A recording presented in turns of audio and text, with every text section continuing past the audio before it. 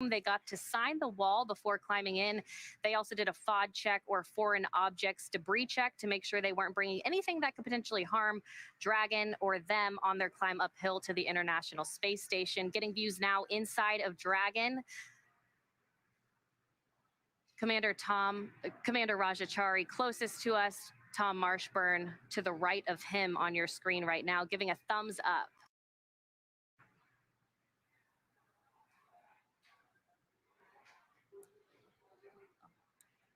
Yep, and everything is still on track right now for an on-time launch today. So let's check in with John Innsbrucker for the latest with the health of both of the vehicles. John, what's the status so far? Well, the good news, Courtney, is everything's looking good. We've got just over 2.5 hours remaining in the countdown until Falcon 9 lifts off with Dragon and Crew-3 aboard, heading for the International Space Station. Now, the Dragon launch ops team has completed their major activities to prepare the spacecraft for the astronauts. Obviously, now that we've got the crew inside, we've done checkouts of the major systems, including the escape system.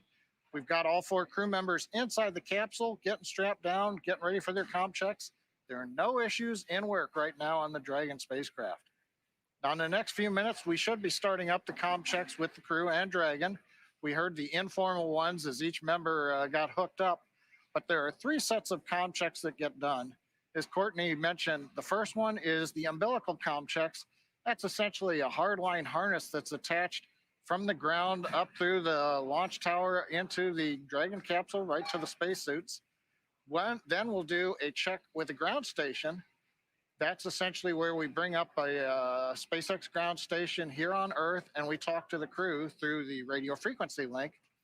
And then lastly, when we're on orbit, we will also use the NASA tracking and data relay satellites called TDRS. That's a constellation of 10 geosynchronous satellites that allows us to be in communication with Dragon most of the time when it's in orbit, and especially when we may not be over a ground station. So we're waiting to hear those call outs right now in the Dragon countdown procedure. And once they're complete, then we'll move on into the next steps, which is essentially getting the crew into launch configuration and backing the ground support team out of the capsule. Now, over on the Falcon 9 side, the team is located in Firing Room 4 in the Launch Control Center at Kennedy Space Center. They're settling in for their final checkouts and propellant loading and launch.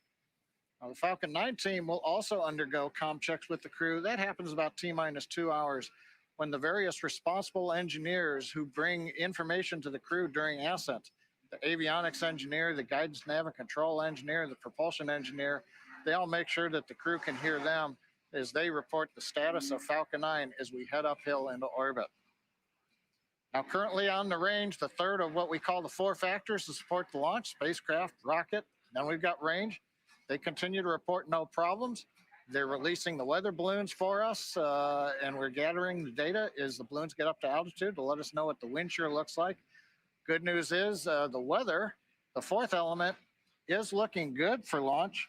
We're still showing a 30% probability of violation, but the things haven't changed. Weather forecaster still believes that the weather will stay to the west of the launch pad, and we'll have good conditions for launch.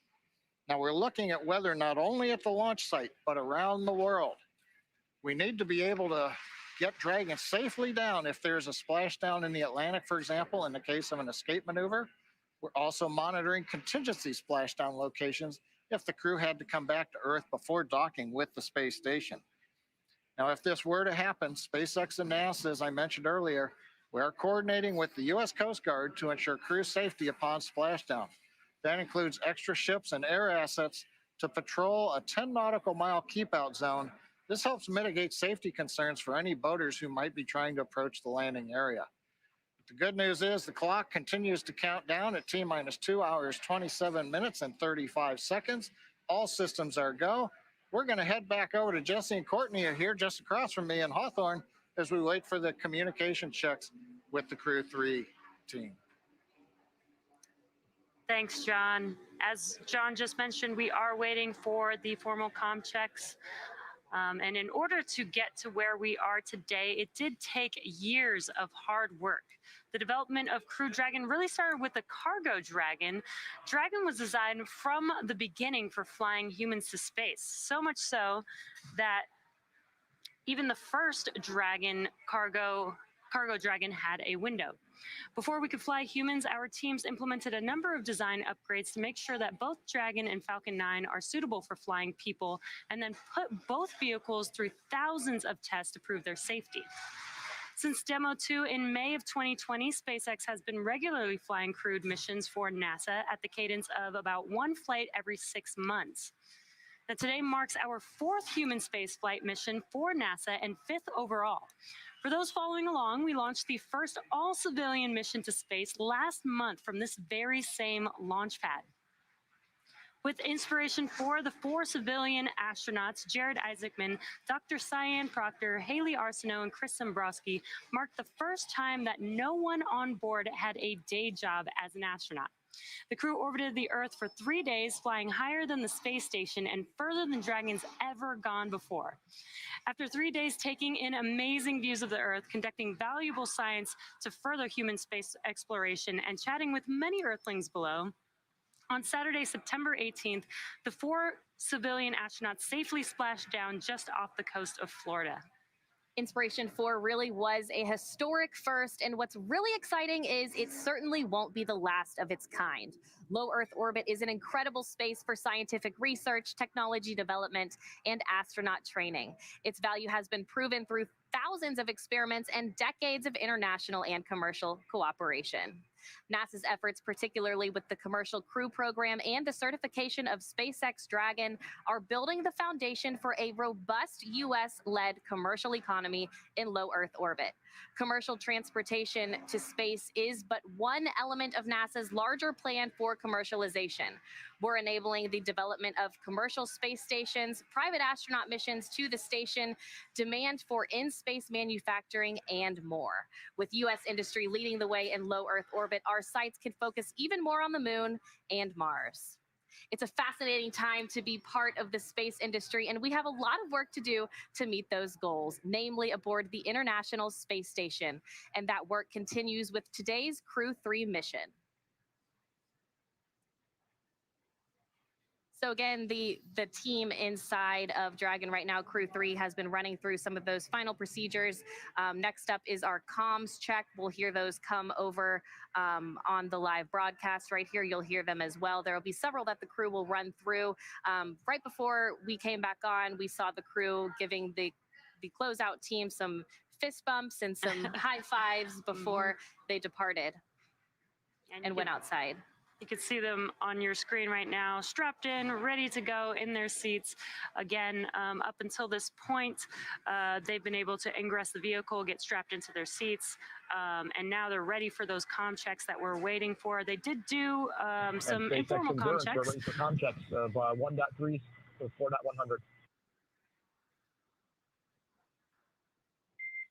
Copy, Dragon. Stand by for umbilical comm check.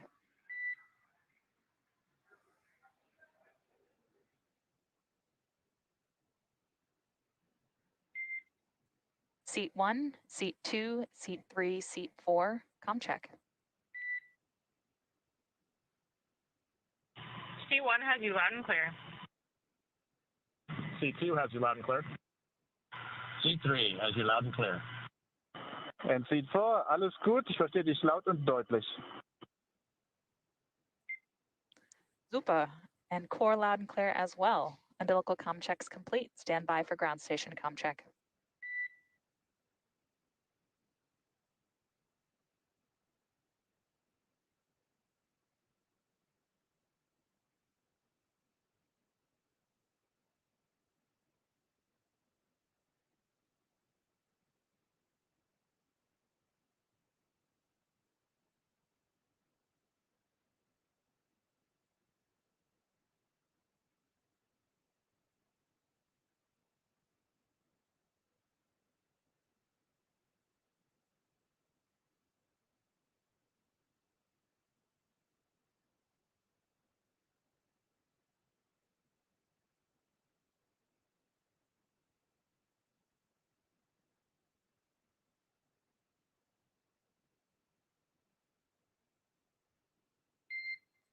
Dragon SpaceX Comm Check.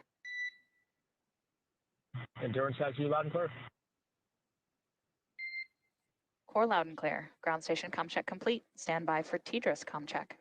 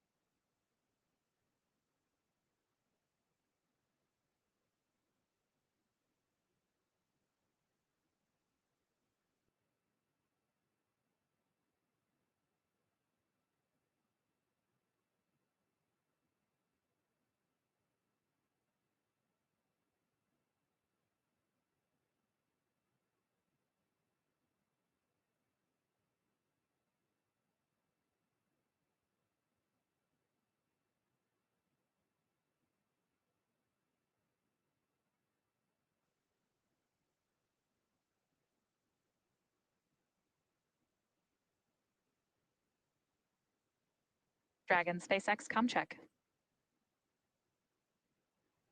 Endurance has you loud and clear. Core loud and clear. TDRS Comm Check complete. Stand by for comm checks with MD and LD in the launch configuration.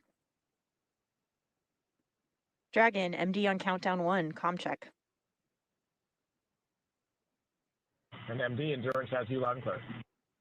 MD, loud and clear. Stand by for comm checks on Dragon to ground. Dragon, MD on Dragon to ground, comm check. MD, endurance loud and clear over Dragon ground. MD, loud and clear. Stand by for comm checks with LD.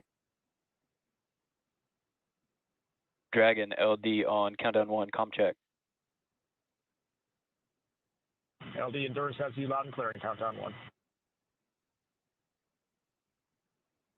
And Endurance LD, loud and clear. Stand by for comm check over Dragon to ground. Dragon, LD on Dragon to ground, comm check. And LD, endurance has you loud and clear, Dragon to ground. LD, loud and clear. Dragon SpaceX, launch configuration comm checks complete. Report when ready for seat rotation per section 2 of 4.100.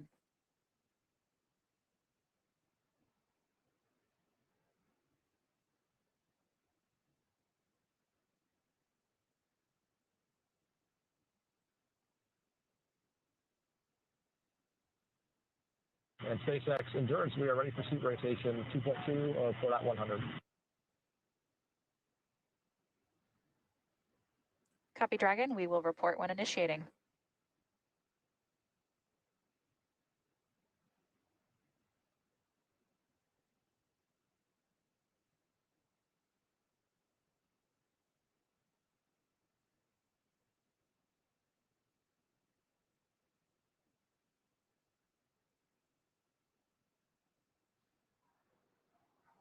And there we just had it. Official comm checks are now complete. Next up will be seat rotation.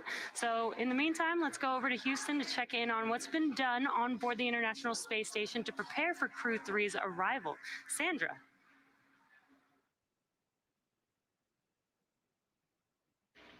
Thanks, Jesse. As we said earlier, the team here in Mission Control Houston is actively controlling and monitoring the space station as they await Dragon's arrival. The Expedition 66 crew is in their sleep period for the day. However, just a short time ago, we did hear confirmation Dragon that NASA SpaceX, astronaut initiating Mark seat Van de rotation Hei worked shortly. with teams on the ground in order. Endurance copies, we're ready.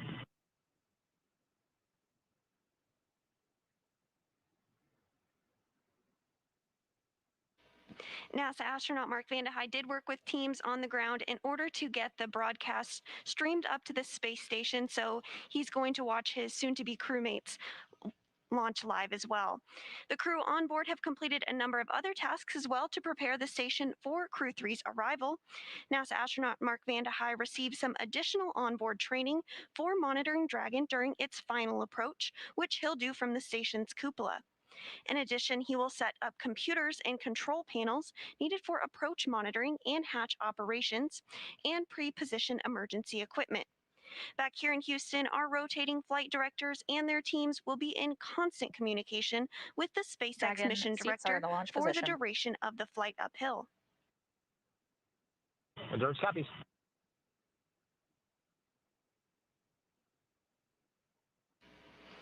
Once we get to integrated operations, the NASA flight director will be conducting the series of go, no-go polls at the predetermined checkpoints for Dragon's approach. For now, we'll continue to follow along from here in Mission Control Houston, so I'll send it back down to the team at Kennedy. Over to you, Daryl.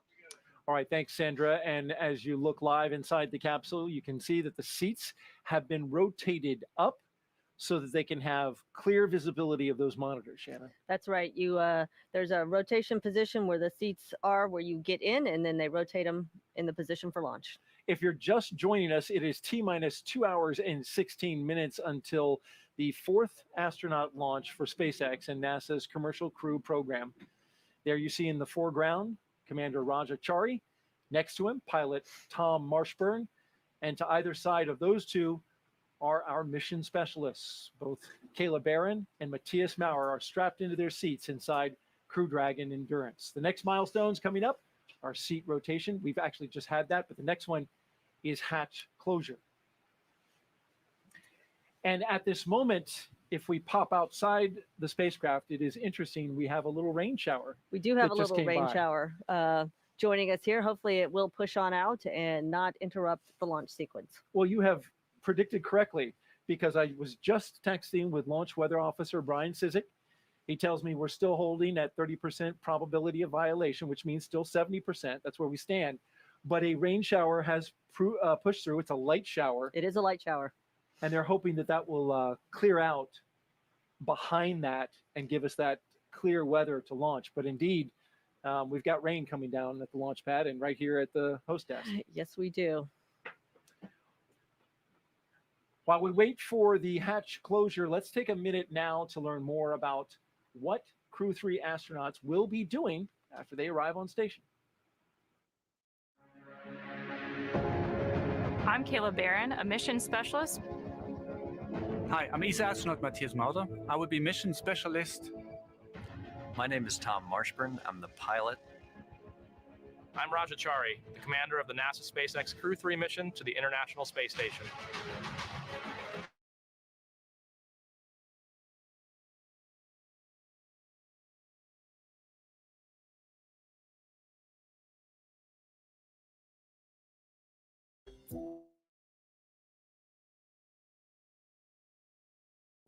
To the International Space Station. We will be working on the International Space Station for around 6 months, doing lots of experiments, lots of science. And Crew Dragon is one of our newest ways to get there. There have been Soyuzes that have flown to the International Space Station with crew. The Space Shuttle flew to the International Space Station, and now the Crew Dragon is taking human beings to the International Space Station. So we've partnered with SpaceX in the Commercial Crew program. They design, build, and operate these vehicles that take us, transport us to the International Space Station so that we can contribute to the amazing work that we're doing up there. Yeah, you know, it's exciting to fly on a new spaceship for sure, and a new design of a spaceship. But I'm looking forward more to flying with 3 people that haven't flown in space before.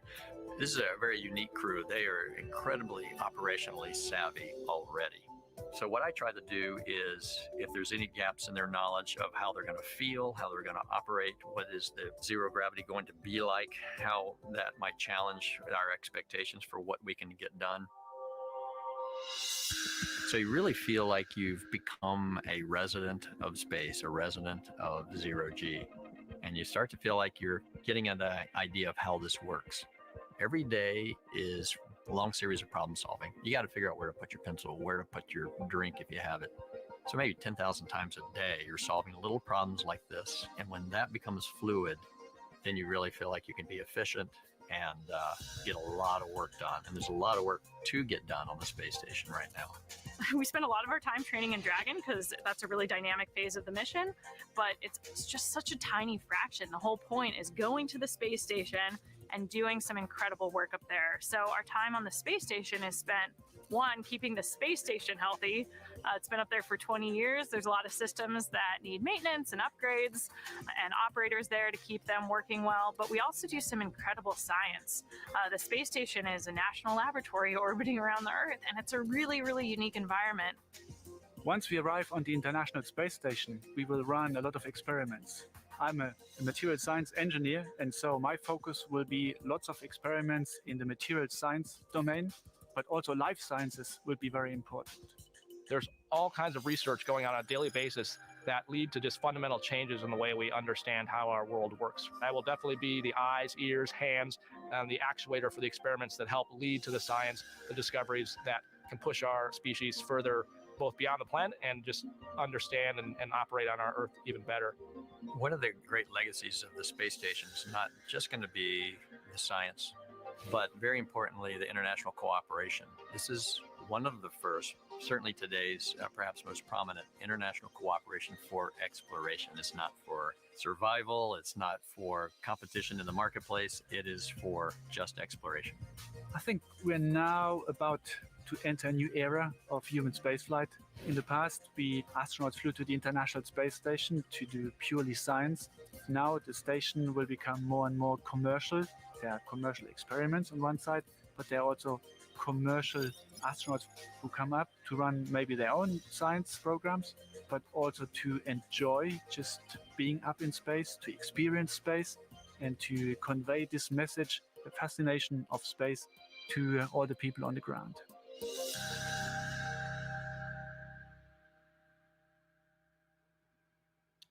And as we're back live inside the Dragon capsule, watching the crew prepare and get ready, Rajachari working out that suit a little bit and popping up his helmet for some air. 4 deadly checks.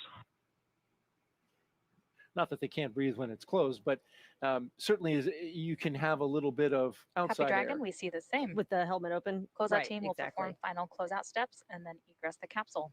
Report when ready for hatch closure. And there you heard the call out for the upcoming Endurance is ready for hatch closure. Hatch closure. Yes, and we heard that call out that they had 4 good suit leak checks, and so that is a And very copy that, important Dragon. step that has to be done before they can close the hatch. Sounds like everything is on schedule. And that's great news. And so let's take another look at some of the crew members here. If you're just joining us, live coverage of Crew-3 from the Kennedy Space Center in Florida. Let's introduce you, if you have not met him yet, to Commander Rajachari. He is an astronaut and military test pilot. I'm Rajachari, the commander of the NASA SpaceX Crew-3 mission to the International Space Station. So on the SpaceX vehicle, my job as a commander is a fewfold. I don't need to tell Kayla, Tom, or Matthias how to do their jobs. They already know how to do their jobs.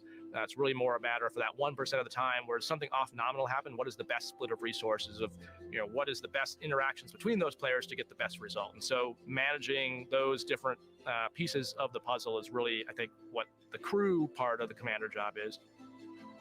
It's really mind-boggling when you think about how much effort it takes to put people in space and then to sustain them in space. I think what's cool and why I like NASA is none of those people are doing it for the money.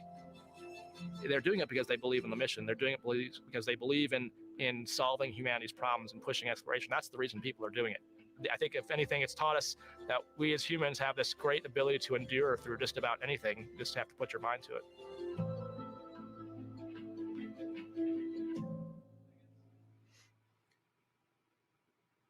Seated next to Rajachari is Crew Dragon pilot and NASA astronaut Tom Marshburn. He is a veteran of 2 space flights, STS-127 on the Space Shuttle Endeavour and Expedition 3435 on the Russian Soyuz. My name is Tom Marshburn. I'm the pilot of NASA's SpaceX Crew-3 mission to the International Space Station. Not quite sure why spaceflight grabbed me the way it did. It found me, really, more than me deciding to become fascinated with it. There's something about leaving everything we know behind, everything. It was almost like going up into heaven or something and coming back. And that was just infinitely fascinating to me. The long duration mission is quite a bit different from the shuttle mission. You really feel like you've become a resident of space, a resident of zero-G. One of the great legacies of the space station is not just going to be science, but very importantly, the international cooperation is not for survival, it's not for competition in the marketplace, it is just exploration. And it's just a vibrant, wonderful place where great science is happening.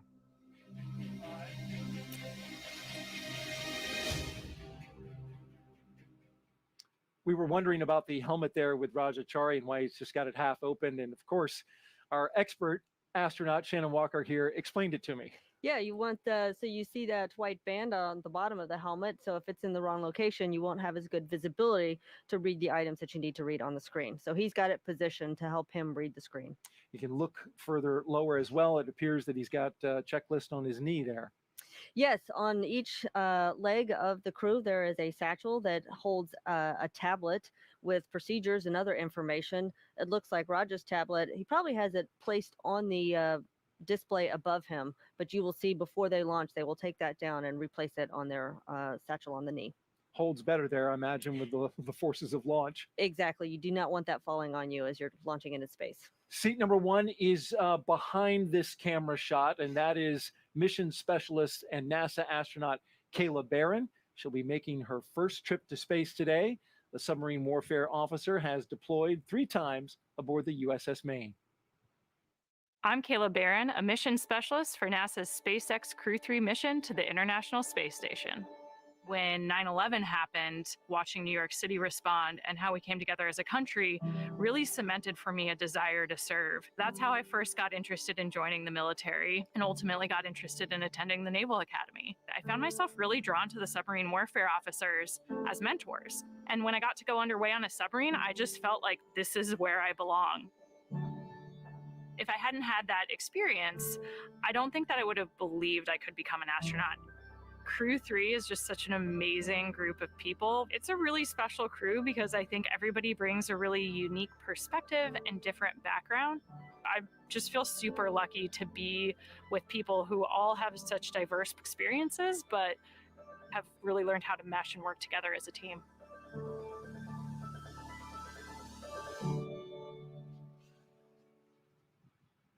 And finally, in seat number 4 is Crew-3 mission specialist and European Space Agency astronaut Matthias Maurer. Today will also mark his first space flight. I'm ESA astronaut Matthias Maurer. I will be mission specialist on the NASA SpaceX Crew-3 mission to the International Space Station. In 2008, ESA started the call for new astronauts. Out of 8,500 applicants, only 10 candidates passed all the tests. I was one of them. I was always fascinated by space and what does an astronaut actually do. So an astronaut works with a lot of engineering stuff. We do science in space. We work in international teams, and the adventure that we are able to live as astronauts in a combination of these 4 facts: engineering on the edge of what is possible, science, international teams, and adventure that's only possible as an astronaut. I want to say thank you to everyone who helped me to arrive at that point that I'm today. I will be thinking of you when I fly to space, and I send all my love to you down on the ground.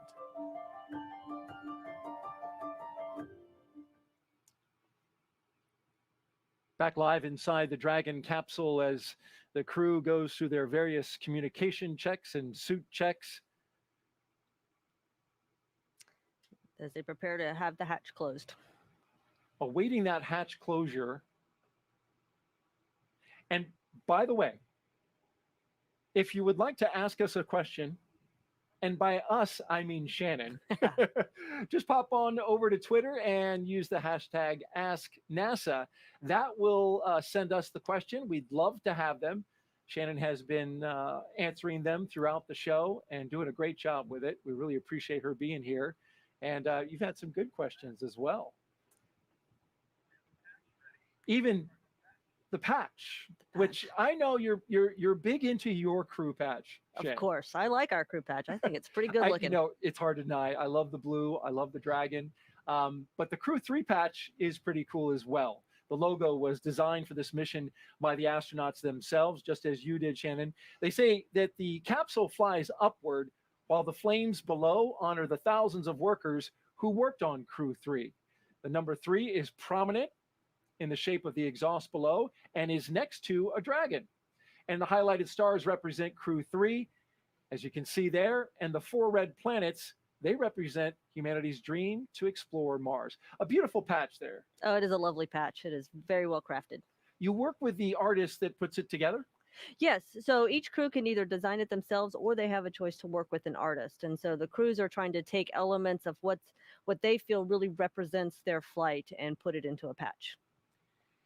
And I imagine, has anybody like drawn one themselves? Oh, sure. Oh, how about that? Especially the artist, you know, Nicole Stott, former shuttle astronaut. Yes. She's an artist. She's definitely an artist. I love her work. As you can see them preparing for the hatch closure, it looks like they are documenting the seal around the hatch. Yes, they will. They're looking very carefully to make sure that that seal is completely intact because that's what's going to hold the pressure inside the capsule. You don't want any foreign object debris, what we know here at NASA as FOD. As FOD, right? Which is anything that's not supposed to be there? Anything that's not supposed to be there. And it can be, they're looking for really tiny things. Something as small as a human hair will cause that seal to not operate properly.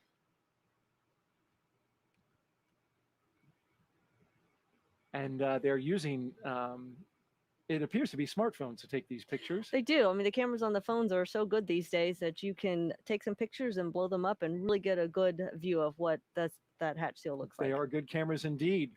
Flying just before the last flight of the Crew Dragon, I should say, was the crew from Inspiration 4. And our NASA social team was putting together our page for this launch from the Kennedy Space Center. And they, as you can see, the hatch being closed right there.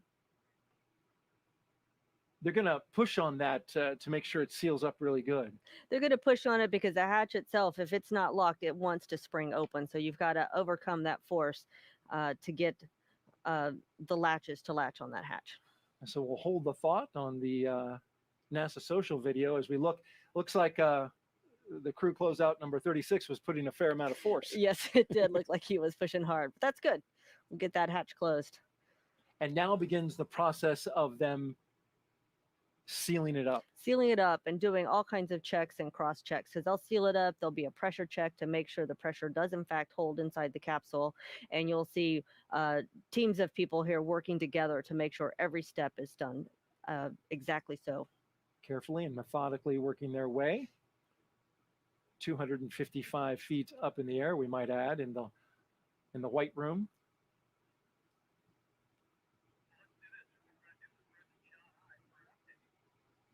As they work on closing up that hatch, let's head out to California and catch up with John I for an update on the operations. John? Countdown is proceeding nominally at this point, and thanks, Daryl, for that handoff. We're coming up just inside T-minus 2 hours. Now, on board the brand new Dragon spacecraft Endurance, we've heard a lot of the communication between the crew and the ground. Comm checks were complete. We saw the astronaut seats rotated to the flight position. The suit leak checks were successfully completed. And we've been watching the closeout leads lean into that hatch, getting it secure. And we're getting ready now to begin what will be the hatch leak checks to make sure that all the seals are good, everything's bolted down tight, ready to go. Once we finish the final leak checks, the team will begin the steps to close out the white room and get the access arm ready to retract. And then that closeout team that you see there will leave the pad by about T-minus 1 hour, and that'll leave just the 4 astronauts on the pad. Now for Falcon 9, their team for countdown is on console. Here you can see firing room 4. They're preparing for communication checks with the astronauts coming up in just a few minutes. Currently on Falcon 9, the engineers have pressurized launch vehicle gas storage bottles. That was done before we cleared the pad. These are composite overwrapped pressure vessels. They hold gases that are used to fill the propellant tanks with hot helium as that propellant is pulled out of the first and second stages by the Merlin turbopumps. As we get into the last half hour of the countdown, we'll do a final top off of those pressure vessels, make sure that we're at flight load. We also use these pressurized gases to spin the Merlin engine turbopump when we have to start an engine in space. So the second stage MVAC engine has to start up after the first stage separates. And the first stage engines, we've got 3 of them need to restart to begin the entry, and then 1 engine for the final landing sequence. So all of those engines need the helium gas to be able to spin and start the engines. The gases are also used for attitude control systems. Not so much on the way up, but it helps orient the vehicle after the first stage separates and comes back down for the landing on the drone ship. And we also use the gas to deploy the grid fins and to kick the landing legs out just before we land on the drone ship. We're continuing to monitor weather at the launch site and around the world at contingency abort and landing zones. Concerns we're looking at continue to be the same too since we started the webcast. Cumulus clouds and flight through precipitation. Now, a moment ago, the range did report that currently right now we are no-go on weather for flying through precipitation, but they also expect that to clear up and for us to be go when we get to launch. So this is just a temporary. They have to tell us when we're not meeting all of the weather rules, but right now it doesn't look like a concern. So the good news is weather's looking good. Dragon's right on time. Falcon 9 is quiet, getting ready for its big events coming up here in another hour or so. And so with that, we're going to hand it back to the team at Kennedy. All right, thank you, John. And yes, indeed, we can confirm there was some weather that came through here. Yes, there was. It was a little bit of rain, a light storm, our launch weather officer tells us, Ryan Sizik, informing us that it was a light one. It was passing through. But in fact, when it's here, it does cause that to go red. Exactly. If it's raining here, we would probably not launch into it. Thankfully, there is no lightning, which is another criteria that we use to determine whether or not we are go for launch.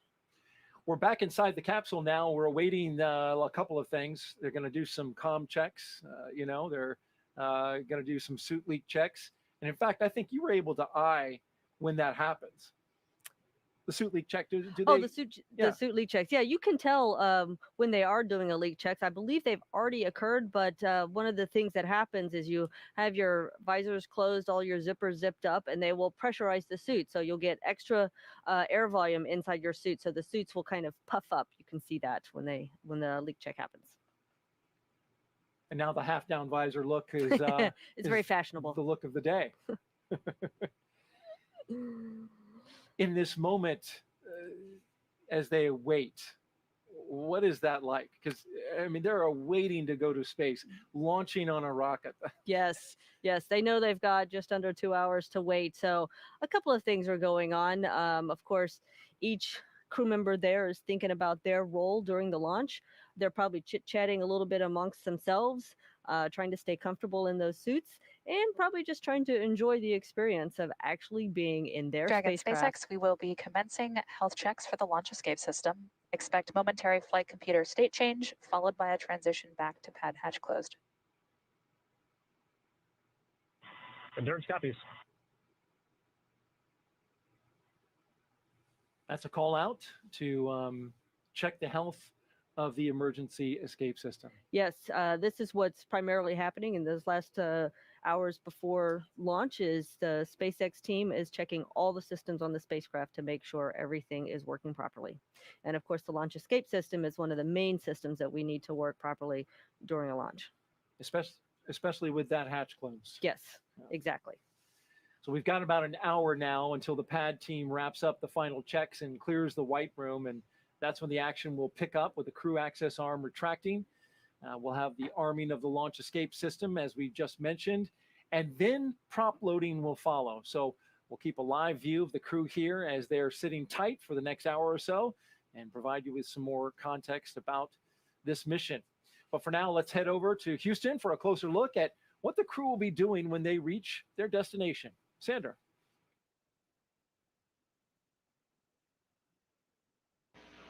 Thanks, Daryl. Once Crew Dragon arrives at the International Space Station, they'll be welcomed by their Expedition 66 crewmates. Since the Crew 2 astronauts splashed down Monday evening off the coast of Pensacola, Florida, we're doing something called an indirect handover, which just means a new crew of astronauts arrives at station after another crew departs. This mission will also continue keeping the long-duration crew size on station at 7. On the U.S. side, we'll have 4 astronauts to conduct research until NASA astronaut Mark Vande Hei returns to Earth in March of next year. That jump from 3 to 4 astronauts takes our average of 30 to 40 hours of science work a week on station, all the way up to sometimes 80 to 100 hours, effectively doubling our amount of time dedicated to research. As the station is first and foremost a laboratory, the crew will jump right into conducting experiments with new research still to be delivered on upcoming cargo flights, including another SpaceX Dragon scheduled right now in December. I'll toss it over to Marie now, where we will learn more about some of the exciting science on the horizon for Crew-3. Marie? All right, thank you so much, Sandra. I am here with Dr. Hector Gutierrez. You're a professor of mechanical and aerospace engineering at the Florida Institute of Technology down the road in Orlando. And you actually have an experiment launching aboard Crew-3 tonight. That's right, Mary. Thanks again for the opportunity of being here. Very excited to be here to the launch of our flight units. Our experiment is called the Smartphone Video Guidance System. The name is a little bit misleading because we're actually not using any smartphones. But this is technology that was originally developed by NASA Marshall for guidance of spacecraft and proximity maneuvers. And we're finally going to, after several years of working on the deployment of SVGS, we are going to have the opportunity to deploy it on the robot on the space station, which is called Astronaut. So the smartphone guidance system is essentially a software sensor. So it's an algorithm that can be deployed using the hardware resources of a robot, a CPU, camera, and in this case, that will be the resources of Astronaut.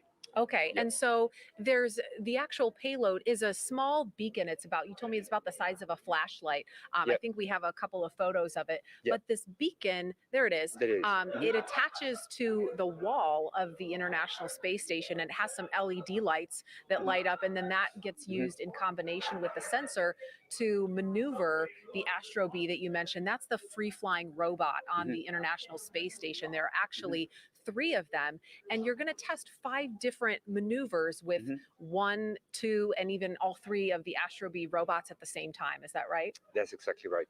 So these beacons will be attached, some of them to the wall or some of them to the payload compartment on the Astro Bees, and they essentially will be used as navigation beacons to execute a number of formation flight maneuvers and to demonstrate capabilities of SVGS and its accuracy. So how can you use this technology if these maneuvers are successful, if they do what you expect them to do, what you hope they will do? How can you apply this technology in space and to help improve our lives here on Earth? So the expectation is we have many potential applications for SVGS in the space context. Right now we're working with Marshall on a landing mission in which one of the possible applications of SVGS in space is to serve as beacon for planetary landings. As you probably realize, every time that a probe or a robot is dropped in a planet, one of the biggest issues is how to know accurately where it lands. Sure. So planetary landing is a big challenge, and SVGS is one of the potential technologies that could be used for that. But besides that, SVGS can be used for formation flight of a small spacecraft. One of the trends in the future of space exploration also includes that instead of launching large spacecraft, it is much more cost-effective and robust to launch a cluster of items that then need to be oriented relative to each other at a relatively short distance. So SVGS is a strong candidate to fulfill that role. But so within space applications, the potential uses of SVGS are for proximity maneuvers, formation flight, landing. But besides that, we're very excited that SVGS can also be used on Earth for similar applications where you need robots to cooperate between each other to dock or land, if it's a drone, for example. Picture in the not too far future, you can put your beacon at your doorstep and a delivery drone will drop the package right where the beacon is.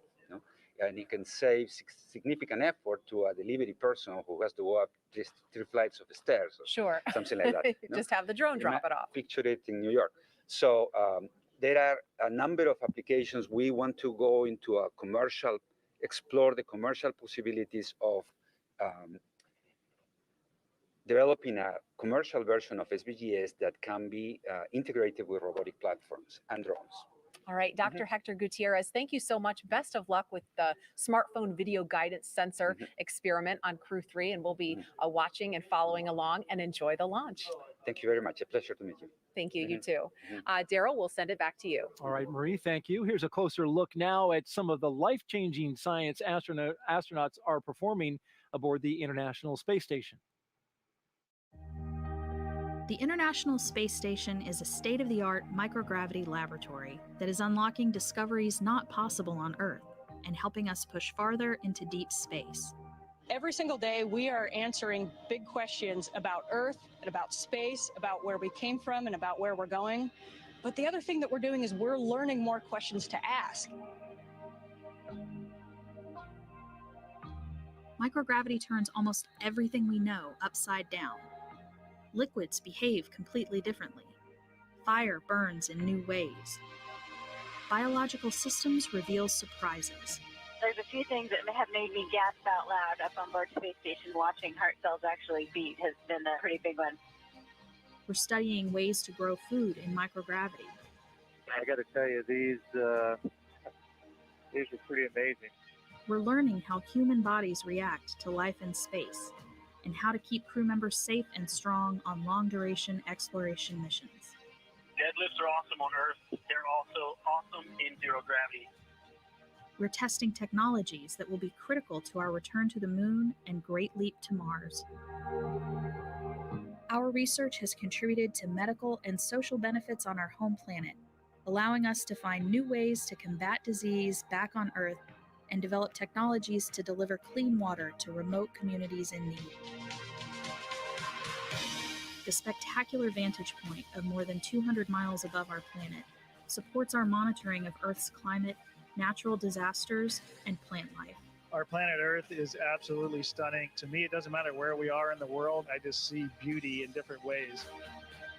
The growing new space economy, so vital to our continued progress in space, is flourishing in low Earth orbit. We're inspiring future generations from a platform that is one of the largest international collaborations of our time. We're doing science at 17,500 miles per hour.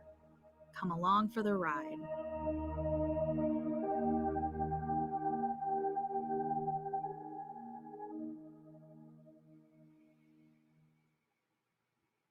And Shannon, you were a part of that ride, doing that science at 17,500 miles an hour. Yes, I was. And it looks like they're going to have a busy time up there. I think so. There's so much science to be done. The ground crews do a very good job of keeping the crew on board, scheduled the entire day doing that science. Taking advantage of every moment.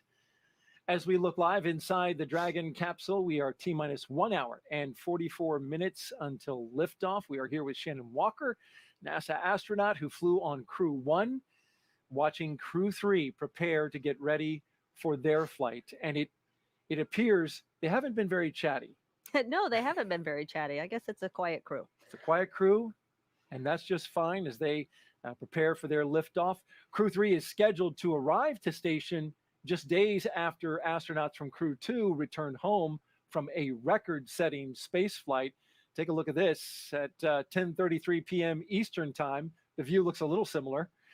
This is Crew-2, though, safely splashing down in the Gulf off the coast of Pensacola. There's a view from the infrared camera as the parachutes opened up. The crew of Shane Kimbrough, Megan MacArthur, JAXA astronaut Aki Hoshide, and ESA astronaut Thomas Pesquet, they landed safely, splashing down there in the Gulf as the parachutes came down around them. They spent 199 days in orbit, Shannon, surpassing the previous record of 168 days set by Crew-1 astronauts, of which you were a part.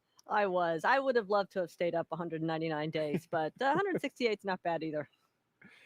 And before they returned to Earth, NASA astronauts Shane Kimbrough and Megan MacArthur, well, they were good tenants because they made sure that station was ready for Crew-3. I had a chance to speak with them in space before they came home. Hey, Shane and Megan, great to be with you today. This is fantastic. You guys are currently over the Pacific Ocean. cruising at 17,500 miles per hour towards our general direction, though it doesn't look like you're going that fast. And Megan, your hair is looking luxurious, by the way. Thank you very much. So tell me, you're getting ready for Crew 3 to arrive. Yeah, so we've been getting their sleep stations ready to go, their crew quarters. So we've been cleaning those and getting them all ready. So they're going to be set. We also have gotten their suitcases up here. And we got one. Here's Raja's. And we got Kayla's there. And so we got Tom's and Matthias's as well. So all your clothes are ready to go for the next 6 months. So that's going to be set. All your food's ready to go as well. And given the size of those suitcases, it doesn't look like the wardrobe is having a lot of variety. But you don't need a lot of that up in space. Tell me, for the first space flight, you know, for the folks that are coming up, 3 of the 4 astronauts, this is going to be their first space flights. For those 3 astronauts, we know they've trained extensively, but what is something as a first timer they will experience that you just can't train for? Well, Daryl, that's a great question. And really, it's the physical environment that we live in that is really hard, obviously, to train for when you live in 1G on Earth. And so it's how you move around, how you move efficiently, how you can, you know, go floating and flying through the space station without crashing into things, without knocking things off the walls. But these are all smart folks. They're going to figure it out really quick, and they're going to be doing great work up here before we know it. Hey, Shane, one of the veteran astronauts, Thomas Marshburn, you know him pretty well. You got any stories about him? He's a veteran astronaut, just like you, flew on shuttle, been up to the station before, and both of you, the astronaut class of 2004. So you got any good stories about Tom? Nah, none really. Tom's such a great guy. I mean, he was at NASA before we were selected as astronauts as a flight surgeon. So some folks may not know that. So he was kind of the go-to person in our class of, hey, what's it really like? What I don't understand this, how NASA runs. And since he'd been here a little while, he was definitely our go-to person for that. Tom and I are also both from Atlanta, so we have that in common. And we've enjoyed working together and training together over these many years. A couple of Southern guys. That's great. Want to ask you, though, currently Crew 3, as they're getting ready to go up, I was watching you guys play a game. In fact, the entire world was watching you guys play a game with your thumbs. And I'm just curious, what was that game? And why were you playing it? So that is actually a French game that our ESA crewmate Thomas Pesquet taught us. It's called the Game of Thumbs, so very original title. And we were basically playing it to pass the time. So we were, you know, you have a lot of time when you're sitting in the vehicle. And we had during that launch week, you know, you have some practice runs as well. And so you have a lot of time sitting in the vehicle while the vehicle is getting fueled. And of course, you know, we talked to each other about what, you know, to be prepared for any emergency scenario that might happen. We talked through all of our nominal tasks and monitoring that we're going to do, and then we still have some extra time. And so Thomas had this game at the ready for us to play, and that kept us entertained for the time between the activities that we had to do. Shane Kimbrough and Megan MacArthur aboard the International Space Station, thank you so much. And by the way, fun fact, during this interview, you just traveled 3,000 miles. Incredible. Thanks, Daryl. Really great talking to you, and get Crew 3 up here safely. We're looking forward to having them on board. Will do. Take care. There's the floating flip. You can't You talk always to have- astronauts without having a flip. Always got to do it. Shane and Megan, they were great, and you know it was great to find out about that game. They enjoyed games. This crew apparently is enjoying some solitude. I think so. They're all, but they are doing what Megan just said. They are going through the nominal procedures. They're talking through the emergency procedures to make sure that they are prepared when launch actually happens. Shane and Megan back on the ground. Shannon, you were out there when they came down, and you were one of the first people they saw. I was. It's hard to believe it was just Monday night when they splashed down, but it was pretty special for me to be out on the ship that gathered up the capsule, and I got to see the crew, and it was extra special because I was on station when they came on board, and then I got to be there when they splashed down. How about that? That must have brought a smile to their faces even after, you know, coming back from space. Yes, they all told me that it was great to see my friendly face. Great story, Shannon. Thank you so much. And now let's check back in on launch operations in Hawthorne. John I, what has the team at SpaceX been working on? Thanks, Daryl. We're coming up on just under 1 hour and 38 minutes before launch. Now, the crew of 4 are in the capsule Hatches closed, and we have heard a successful completion of the hatch leak check. So pretty much everything is finished with the capsule. The ground team will be securing the white room, the access arm, and they'll be off of the pad in just about a little more than 30 minutes. Now, the launch engineers for Falcon 9 are in their firing room 4 in the NASA Launch Control Center. That's just outside the vehicle assembly building at Kennedy Space Center. You can see the view they're going to have through those large windows of pad 39A. It's 5 kilometers just east of them. We get liftoff, it's going to light up the sky, and I think everybody's going to be looking out those windows. Now, the Falcon 9 team has loaded the helium and nitrogen gas into the storage bottles on the launch vehicle. We've done some RF checkouts a little bit earlier this evening, and we're doing a final review of vehicle tests that were performed earlier today. Now, the SpaceX chief engineer will be checking with the team at T-minus 80 minutes to verify that we are good to continue the countdown. Now, the next major activity is flowing a small amount of fuel into the first stage to prime the Merlin 1D engines for ignition. Now, the team's also monitoring fuel and liquid oxygen loading preparations. We're ensuring that the propellants that are in the ground storage tanks are correctly chilled before we load those into the Falcon 9, beginning at T-minus 35 minutes. Now, for the range and the weather, the range continues to be go. We are continuing to release balloons. We have been getting balloon data back from the upper altitudes. Everything looks good. And more importantly, the weather has gone green again. They said it would be just a short period where we were red for precipitation. That is cleared up, and weather says that we should be clear the rest of the way through the countdown. So with that, everything is a go. We'll turn it over to Courtney here at Hawthorne. Thanks, John. The Draco spacecraft you see on your screen is capable of carrying up to 7 passengers to and from Earth's orbit and beyond. And what we have sitting right here in front of us is a Draco engine, which helps get Dragon from one place to the next. And we're really excited to share some details about this engine. But first, let's take a closer look at the overall Dragon vehicle. Yeah, Courtney, just to get an idea for size, this is our Dragon vehicle, and from the bottom to the top of the vehicle, it's about 8 meters or about 27 feet tall and about 4 meters in diameter or 13 feet in diameter. The bottom portion of it is called the trunk, and this is the unpressurized portion of the vehicle, whereas the top portion here is the Dragon capsule, and this is the pressurized section.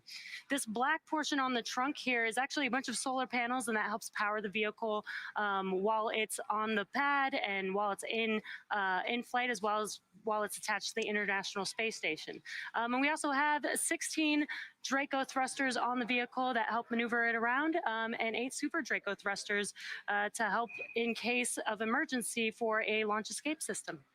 It is the only spacecraft currently flying that is capable of returning significant amounts of cargo to Earth from the International Space Station, and it's the first private spacecraft to take humans to the space station. In order to make this journey, Dragon is equipped with 16 Draco thrusters, which are used to maneuver the spacecraft during the mission. And today we actually have some flight-proven thrusters to show viewers. Each were flown on the first version of our Dragon vehicle, and we have one right here. Yeah, Courtney, I think this is so cool that we have this in front of us. This specific Draco engine has actually flown twice, and that's been on CRS-9 in 2016 and CRS-15 back in 2018 on the first version of our Dragon vehicle. And reusability is so important to us, so it's really great to see a vehicle or a thruster right in front of us that has proven that it can refly in this design. Each thruster is capable of generating 90 pounds of force in the vacuum of space. And the earlier cargo version of Dragon fired its thrusters more than 450,000 times, and that's between missions and testing. An interesting fact about the Draco engines is that they can serve different functions based on their positions on the spacecraft. So if you can see on the vehicle, you know, depending on what orientation we need to maneuver the vehicle, there are thrusters that are oriented differently so that we can make those maneuvers. Yeah, well, thank you for your demonstration. That was great. And I just want to be sure everyone knows not to be confused with the Super Draco thrusters. We're coming up on the Launch Escape System health checks. The Launch Escape System is the automated system in place that can fire the 8 Super Draco thrusters on Dragon to quickly separate the crew from the rocket, either on the pad or during the ride uphill. While we wait on those Launch Escape System health checks, let's check back in with our team at Kennedy Space Center. Daryl. All right, thank you, Courtney, and a great show and tell there. With I enjoyed that. I thought that was kind of neat. Yeah. We're currently T-minus 1 hour and 32 minutes and counting until liftoff, and until Crew Dragon flies its next 4-person crew to the International Space Station. They'll of course have the astronauts inside the spacecraft. You're looking live down the crew access arm at the capsule on top of that Falcon 9 rocket there. Inside the spacecraft, Commander Raja Chari, pilot Tom Marshburn, and mission specialist Kayla Baron and Matthias Maurer. We've had some progress since we had John's update. Some of that progress we've seen so far. Shannon, why don't you outline some of that for us? Well, so what we've done, you can see there that the closeout crew is still working on closing out the hatch. That does take a while, longer than one might expect. But again, I want to make sure that everything is done just so that hatch will hold its pressure. Before the hatch closure, we had the suit leak check. So we want those spacesuits to work properly should we need them in an emergency. And they've done some other systems checks to get ready for the all-important arming of the launch escape system. Absolutely. We saw a shot there of the crew, or the closeout crew. They were tethered, as you can see there. Both the crew member on the left and the right, you can see those tethers because they're literally 255 feet up in the air. They are, and there's a little space there that we do not want them to fall through. So absolutely, that's why we keep them tethered. And it looks like a step ladder there in case they need to get up a little higher. Up. Right, exactly. It's good to have the right tools on hand. Here in just a few seconds, around an hour and 30 minutes before liftoff in our launch timeline, we should have that launch escape system and communication checks conducted by the Falcon launch team. These checkouts, as Shannon mentioned, they're standard part of the launch countdown. Of course, it's critical to make sure everything is working in order before arming this launch escape system.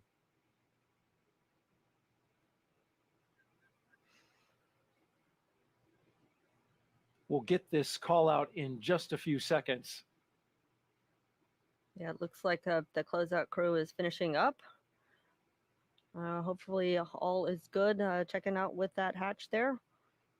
And as soon as they probably back away and leave, we will hear the arming of the launch escape system.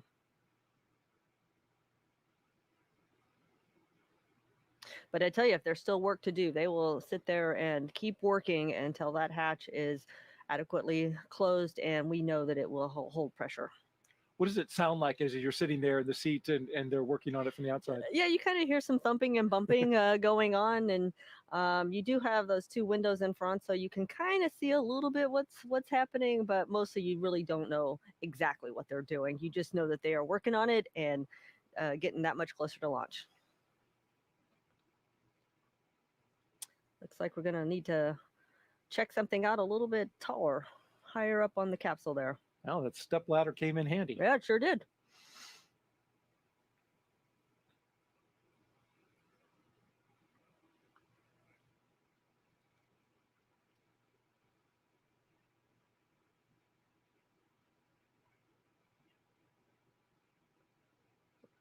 Not sure what that was. I am not sure what that was either, but it looked like it was a duct to flow air or something to the spacecraft. Clearly, it did not need to be there for the launch, and so they spent the time needed to remove it. It did look like some ducting. Yes. As they continue to work here.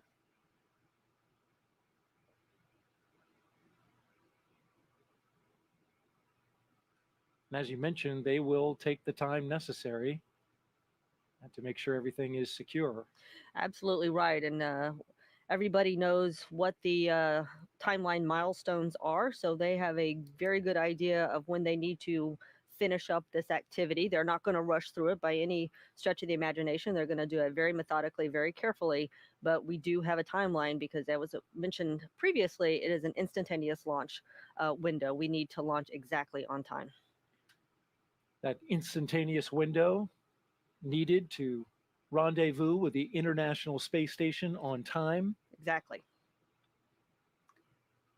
But in this schedule, they're aware, as you said, of where they have some flexibility. Right. So nothing is timelined so so tightly that we don't have a little bit of padding to take care of problems. Now, I don't know if they've got a problem they're addressing or if they're just doing the normal work, because I was not a member of the closeout team, so I don't know all of what they are doing, but they do have a good sense of when that work needs to be finished.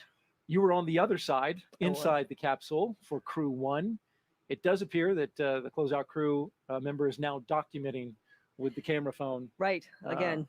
All of the area around that capsule. Yep. You can see some of the closeout crew making their way out of the white room and down the crew access arm. Oh, that's a very good sign. So looks like they are definitely finishing up their work. And soon, hopefully, we will hear that the launch escape system is armed.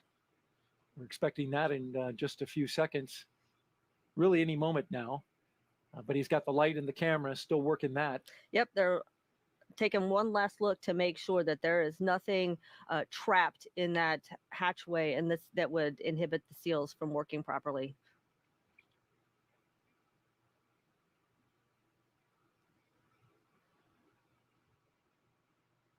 It's interesting watching them work, don't you think? Yes, it is. It's very thorough. Very I appreciate that. Yes, very thorough. They'll have a set of procedures. I don't know if we've seen it, but the closeout crew will have tablets with them, and they will have on the tablets every step that they need to do. And they'll also have those pictures that accompany each and every step that they took. So if they need to, for any reason, to go back and look at it. Yep, exactly so. This is, we should note, a brand new Dragon capsule. It is. They get to ride in a new Dragon. That's exciting.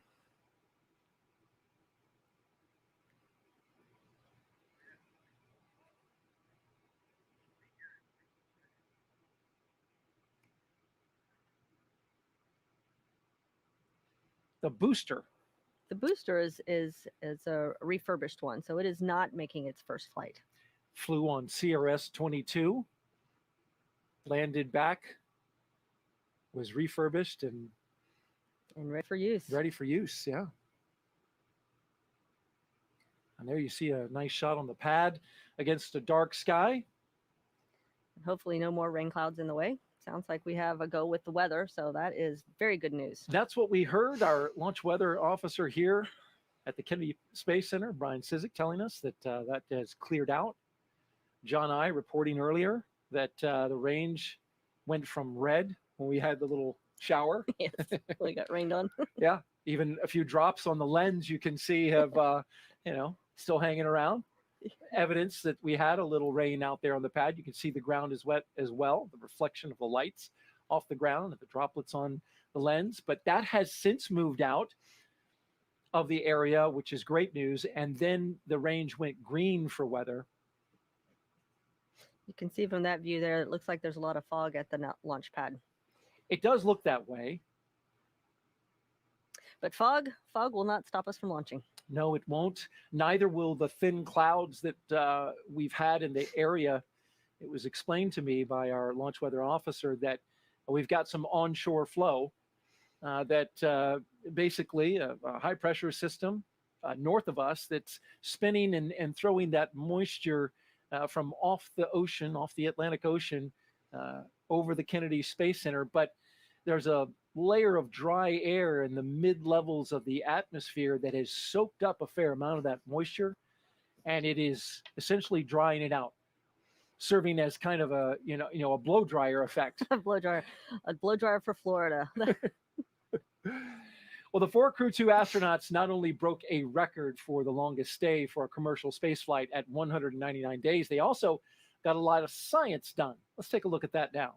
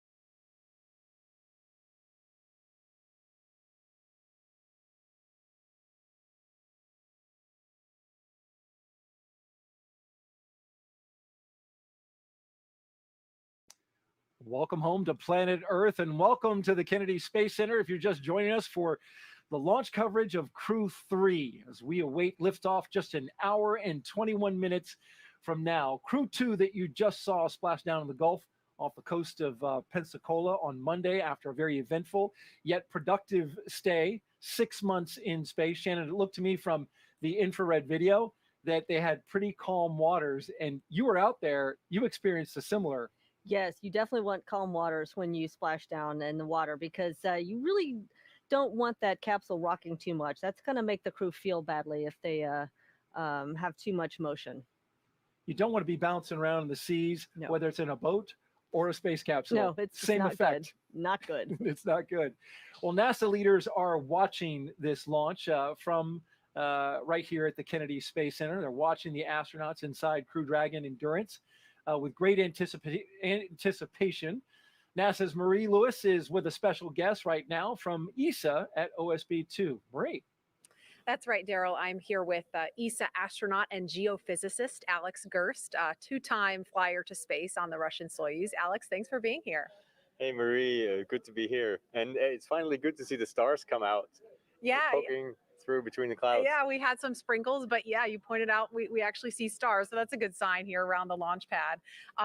We were talking earlier. Tell me about the difference between, you've flown to space twice. This is Matthias's first time, and it's totally different flying in a simulator versus the real thing actually sitting on top of the rocket where Matthias is right now. So explain the difference and what Matthias must be feeling right now. Yeah, actually, the real capsule, it looks the same as the simulator and it works the same. But if you spend a lot of time in the simulator and then sit on the real rocket on the real day, it's amazing. The difference is, it's feeling like you're sitting on this alive being there. It shrieks, there's steam here and it's powered up, it's humming. And when you sit on top, it's sometimes a bit like swaying in the wind, just ever so slightly, but you notice it. So there is a difference. You're going somewhere. And then once you arrive at the International Space Station, they're going to be docking tomorrow, and you train for living in microgravity, but there's only so much training you can do to prepare yourself for what life is actually like on the International Space Station. So can you talk about what that's going to be like? Yeah, that's absolutely right. There's no way to really simulate microgravity down here on Earth. That's why we have to fly up there to do all that science experiments.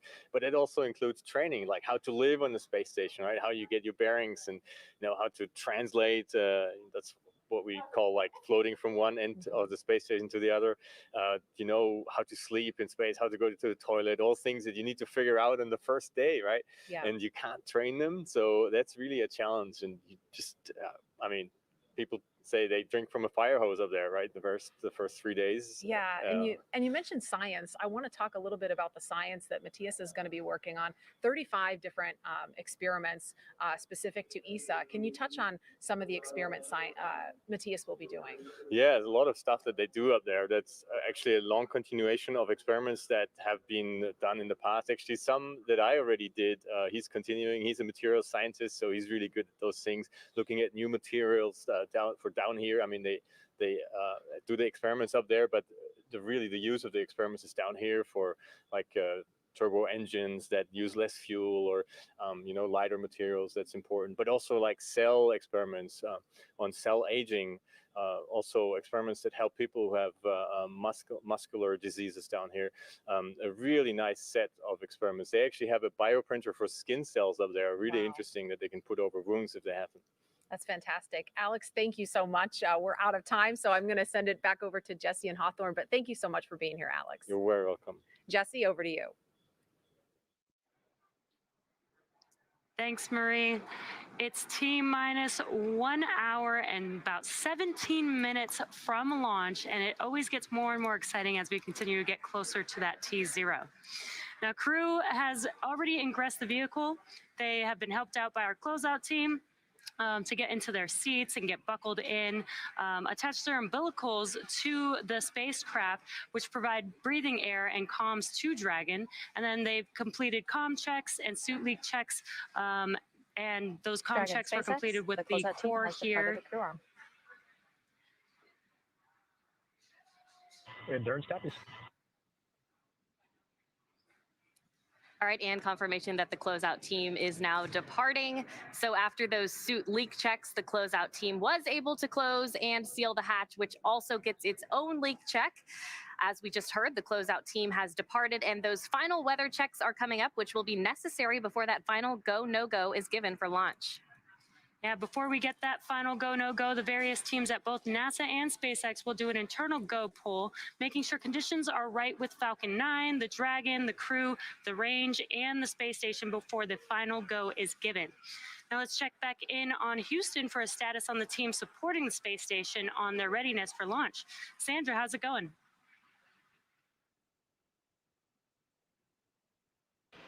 Thanks, Jesse. The team here in Mission Control Houston remains go for launch. All systems on board the station that are required to be healthy for this mission are continuing to look good. Before the station team is go for launch, they must verify that key systems on board the station are functioning as expected. This includes life support systems like oxygen generation, carbon dioxide removal, and the water recycling system that allows us to reuse about 90% of the water we send to station.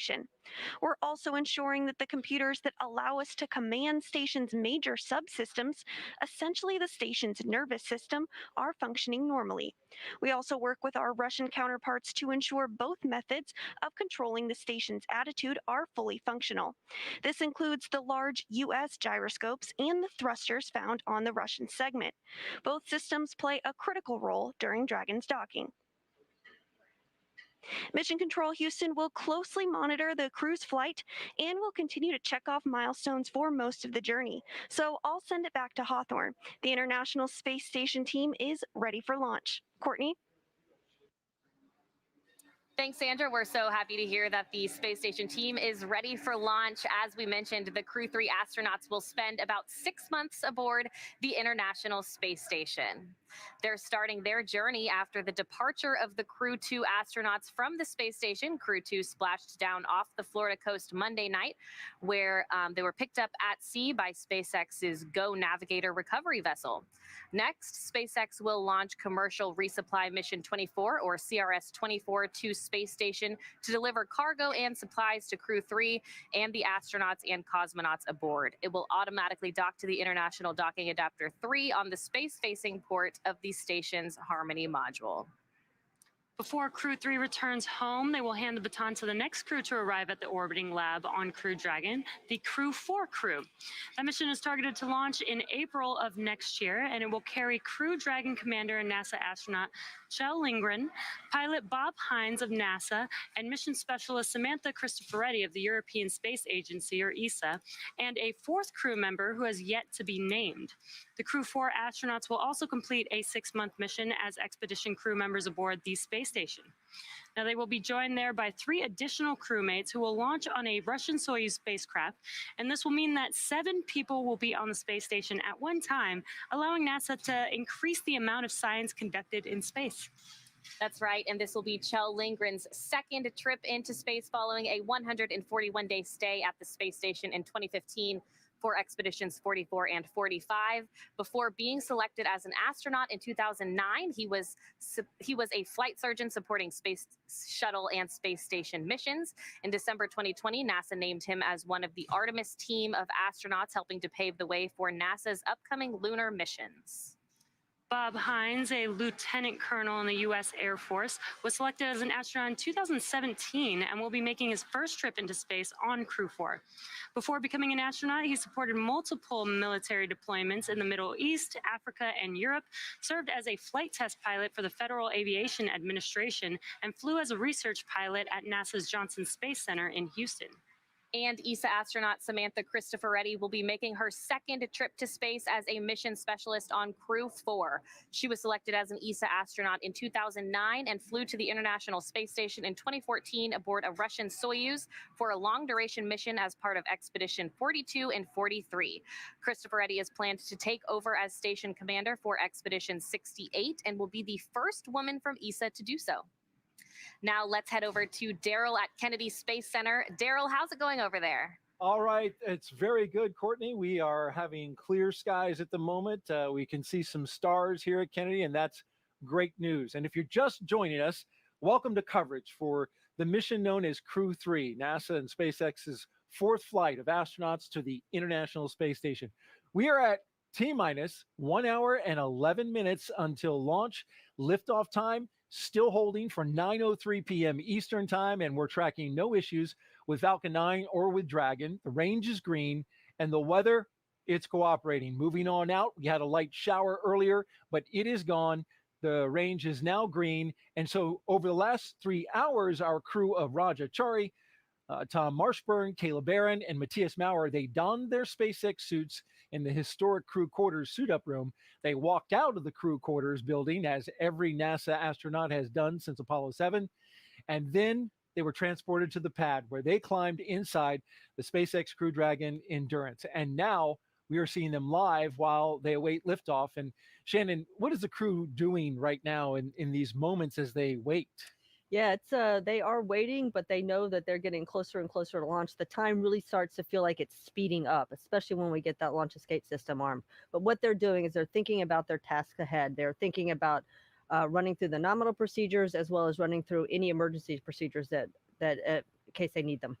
If you remember back in April, and we've talked a lot about this, we launched NASA astronauts Shane Kimbrough, Megan MacArthur, JAXA astronaut, and Aki Hoshide, and ESA astronaut Thomas Pesquet to the space station. And those four returned from their 6-month mission. Shane Kimbrough saying after he splashed down, it's great to be back on planet Earth. It's always nice to come home. It is. And so, not that I would know, you've told me a few times that it is great to come back home. It's just, it's a long journey, so it is nice to go home to somewhere familiar. Over the next hour, we will conduct a series of polls. The pad crew has departed, and we watch them leave the area as we zoom out. We get ready for launch through these series of polls. The crew will also arm the launch escape system, and fueling of the Falcon 9 will then begin. Launch, of course, set for 9:03 p.m. Eastern, and this will include a 12-minute flight to orbit, and then a roughly 22-hour flight to dock with the International Space Station at 7:10 p.m. Eastern on Thursday, November 11th, which is Veterans Day. And it's not lost on us that we have 2 active military members on this flight. And so it seems fitting, a day that we remember all veterans who have served. Right. Yes, it's important to recognize our veterans, and NASA definitely has a long history of working with the military service. We are a civilian organization, but they do provide some expertise to us. And as you pointed out, we've got 2 active duty military on that flight. Many test pilots from the military ranks have come through NASA, of course. That was certainly true in the early days of the space program, and it's still true today. It's still true today, but we also have non-military people such as myself, so we take a lot of scientists and engineers that are not affiliated with the military. As we look outside at the launch pad at 39A, for those who don't know, this is a very vast place. Kennedy Space Center shares land with the 140,000-acre Merritt Island Wildlife Refuge. So that's why when you're looking there, it's just so dark in so much of the picture. Even when we're a far distance from the launch pad, it's an area that has been preserved for a very long time, for decades going back. And since it is Native American Heritage Month here in the month of November, we should mention that this was land once occupied by indigenous tribes, including the Ais and the Timucua. A quick history of NASA's Commercial Crew program. It all began with the first successful and historic test flight with NASA astronauts called Demo 2. After that, NASA certified SpaceX to fly astronauts regularly to and from the International Space Station. And the first rotational mission was, of course, drumroll please, Crew-1. Shannon, that was a big deal because it was the first time in more than a decade since Space Shuttle retired for longer duration space flights. This was the first one. You were on it, and you flew up there and spent almost 6 months in space. That's right. We did spend almost 6 months in space, and we make a big deal about this being the first capsule because even though it has made it to space, there's still things that we need to see how it ages during its time on orbit. So we're constantly looking at its systems and making sure that everything is working properly so we can keep crew up there as long as we need them. And a lot of what you experienced then flowed back into improvements that were made for this brand new spacecraft. Absolutely. Each time a crew comes back, just as we did, we give comments and what we call lessons learned and maybe some suggestions on how to make things a little bit better. And so SpaceX is good and NASA is good, and they try and flow those improvements in whenever they can. A lot of those improvements made on this capsule. We've been hearing a little from the crew on board Dragon, currently strapped into their seats, as you can see there, helmets mid-level so they can look below them. They have completed their communications and suit leap checks. They're able to follow all the milestones, Shannon, still ahead on those displays, as you've been telling us, just above them. They are getting insight into all of the Dragon and Falcon 9 systems as we proceed and march ever so slowly towards launch. And then at T-minus 1 hour and 5 minutes, let's go ahead and check in for a status update from John I at SpaceX headquarters. John? The good news is we've had a smooth countdown, and the SpaceX team is getting ready to pick up the pace here in the last hour. Now, our next major activity happens at T-minus 1 hour when the SpaceX closeout team actually gets out of the blast danger area.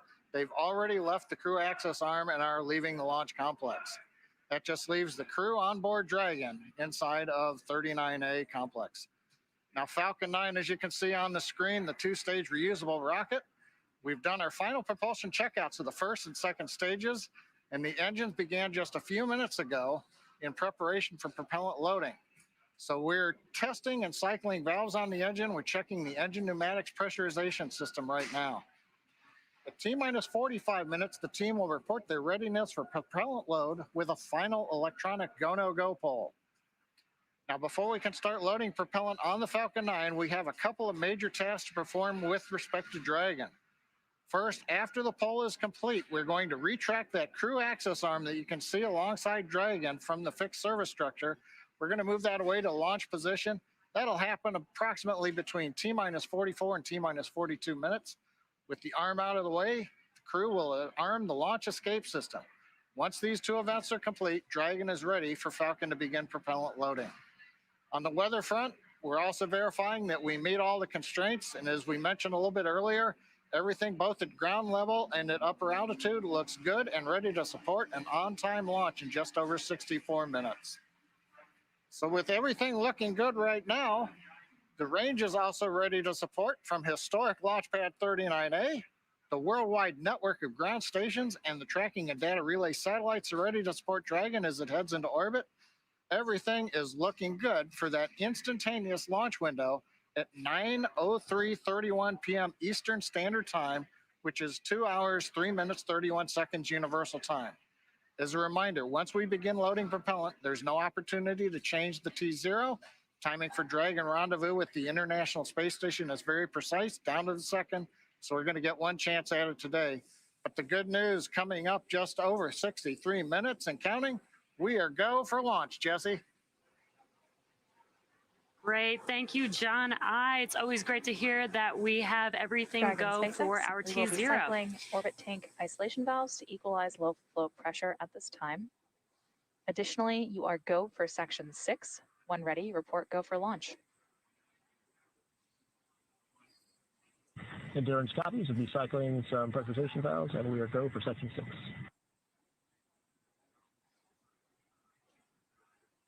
Awesome. Just hearing some comms from the teams.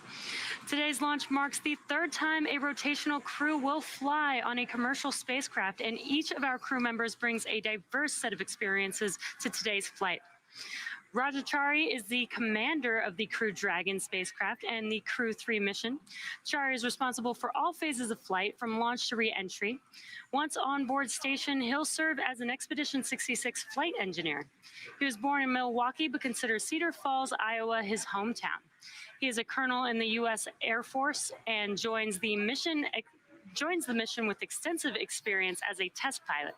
Over his career, he has accumulated more than 2,500 hours of flight time. This will be the first space flight for Chari, who became a NASA astronaut in 2017. He is also a member of the Artemis team, so he is eligible for assignment to a future lunar mission. And Tom Marshburn is the pilot of the Crew Dragon spacecraft and second in command for the mission, responsible for spacecraft systems and performance. Once aboard station, he will serve as an Expedition 66 flight engineer and is scheduled to assume command of the station for Expedition. Go for launch at 6.4, section 4.100. Copy, Dragon. You are go for launch. All right, and that call, Endurance, is a go for launch. Exciting news. Again, Tom Marshburn is a Statesville, North Carolina native who became an astronaut in 2004. Prior to serving in the astronaut corps, the medical doctor served as a flight surgeon at NASA's Johnson Space Center in Houston and later became medical operations lead for the International Space Station. The Crew-3 mission will be his third visit to the space station and his second long-duration mission. And the Crew Dragon will be the third spacecraft for Marshburn to fly in after the Space Shuttle and the Russian Soyuz. He previously served as a crew member of STS-127 in 2009 and Expedition 34 and 35, which concluded in 2013. Kayla Baron is a mission specialist for Crew-3. As a mission specialist, she will work closely with the commander and pilot to monitor the spacecraft during the dynamic launch and reentry phases of flight. Once aboard the station, she will become a flight engineer for Expedition 66. Baron was born in Pocatello, Idaho, but considers Richland, Washington her hometown. She earned a bachelor's degree in systems engineering from the U.S. Naval Academy in Annapolis, Maryland in 2010, and a master's degree in nuclear engineering from the University of Cambridge in England in 2011 as a Gates Cambridge Scholar. Lieutenant Commander Baron earned her submarine warfare officer qualification and deployed 3 times while serving aboard the USS Maine. At the time of her selection as an astronaut candidate in 2017, she was serving as the flag aide to the superintendent of the U.S. Naval Academy. And Matthias Maurer will also be a mission specialist for Crew-3, working with the commander and pilot to monitor the spacecraft during the dynamic launch and reentry phases of flight. He will also become a long-duration crew member aboard the space station. Maurer comes from Sankt Wendel in the German state of Saarland. Before becoming an astronaut, Maurer held a number of engineering and research roles, both in a university setting and at ESA. In 2016, Maurer spent 16 days on an undersea mission as part of NASA's Extreme Environment Mission Operations, or NEMO, space analog. Like Chari and Baron, Maurer will be making his first trip to space with the Crew-3 mission. Each of these 4 crew members will join Expedition 66 once they arrive at the International Space Station, with Russian cosmonaut Anton Shkaplerov as commander. Yep, and it looks like we are just under 1 hour from liftoff now. And this day is a continuation of regular crew flights to the space station from U.S. soil. This will be the 4th flight, Dragon. This will be the 4th flight of Dragon with NASA crew and its 3rd long-duration mission to the International Space Station. And today, our crew is flying the newest Dragon in our fleet, and we'll be taking a ride on board the Falcon 9 that supported the CRS-22 mission back in June of this year. Now, it's been a great countdown so far. Weather is still looking good, so the excitement is continuing to pick up here as we get closer to that T0. That's right. We started our coverage with Suit Up just over 3 hours ago. The SpaceX team helped the crew put on their suits and conduct initial checkouts before crew walkout. Crew walkout was where Raja Chari, Tom Marshburn, Kayla Baron, and Matthias Maurer gave final goodbyes with friends and family gathered outside of the operations and checkout building before they began that roughly 20-minute ride to pad 39A. And though it was just after sunset and already dark outside, we did still get some awesome views of those Teslas heading down the NASA Causeway before the crew arrived at the pad.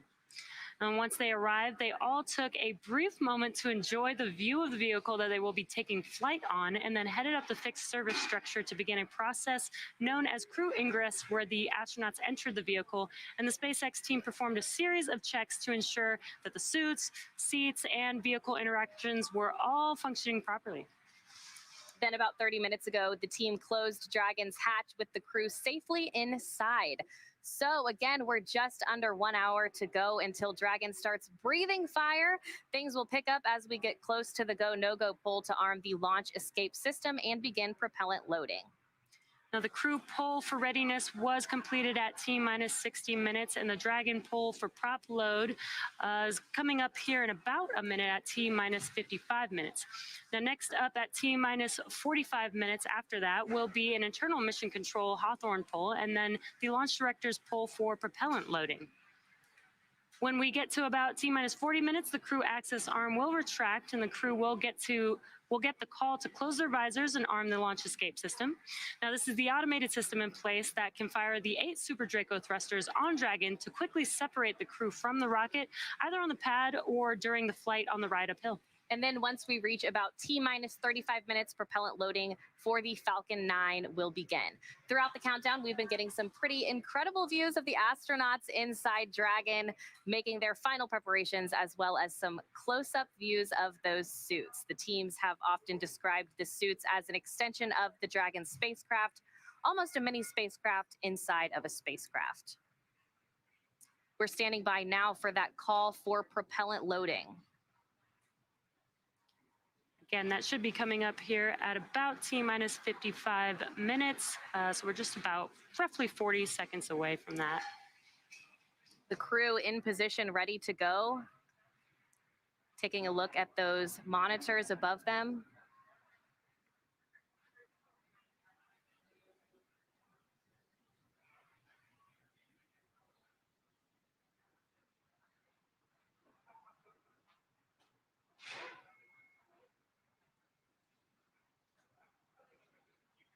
And from the view that you can see on your screen, we have Raja Chari, the commander of Crew 3, closest to the screen, with Tom Marshburn in the pilot seat next to him.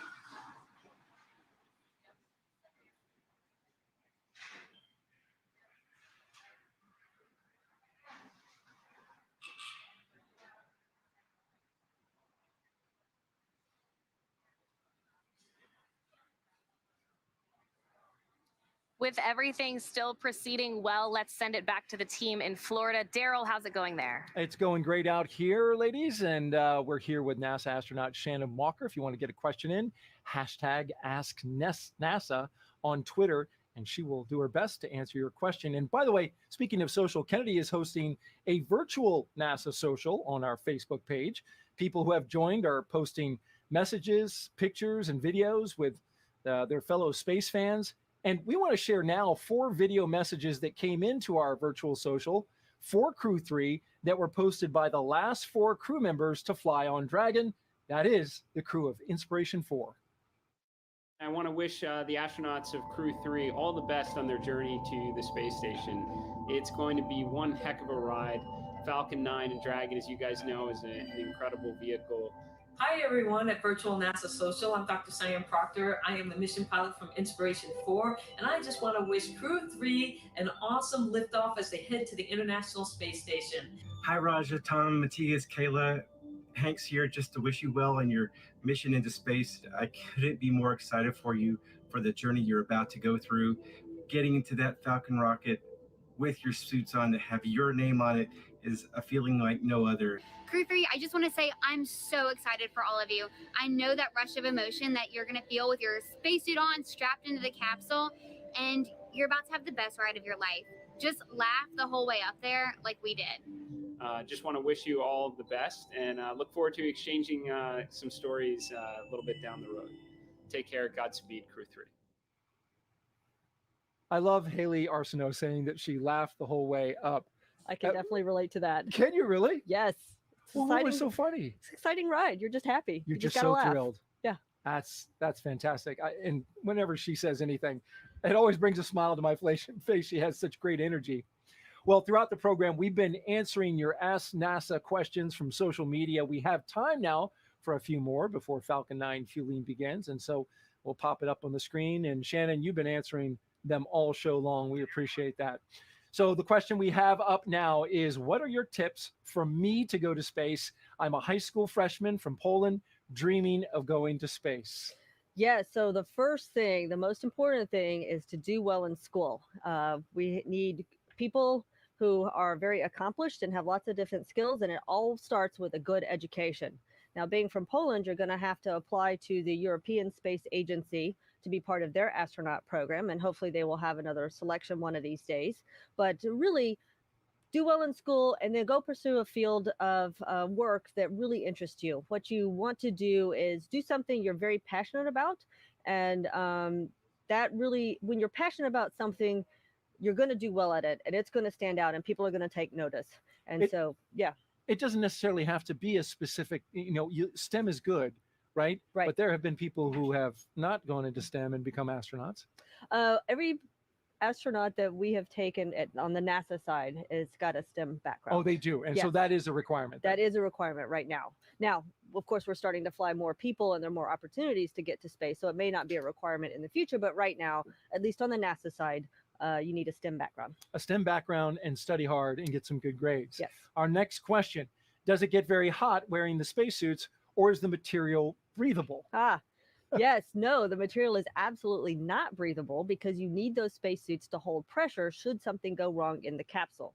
So you need it to completely contain that atmosphere around you. So they can get a little hot, but the entire time you're in the suit, they're flowing air through it to keep you cool. You've got an air conditioning system for the suit. Yes. Blowing that air around. Yes, exactly. You need the air to be blown around because you really don't want to end up with a carbon dioxide bubble right in front of your face. All right. Thank you so much, Shannon, for answering those questions, and keep the questions coming. We appreciate them at #AskNASA. Now we'll send it over to Marie, who is standing by with the Deputy Director of the Kennedy Space Center. Marie?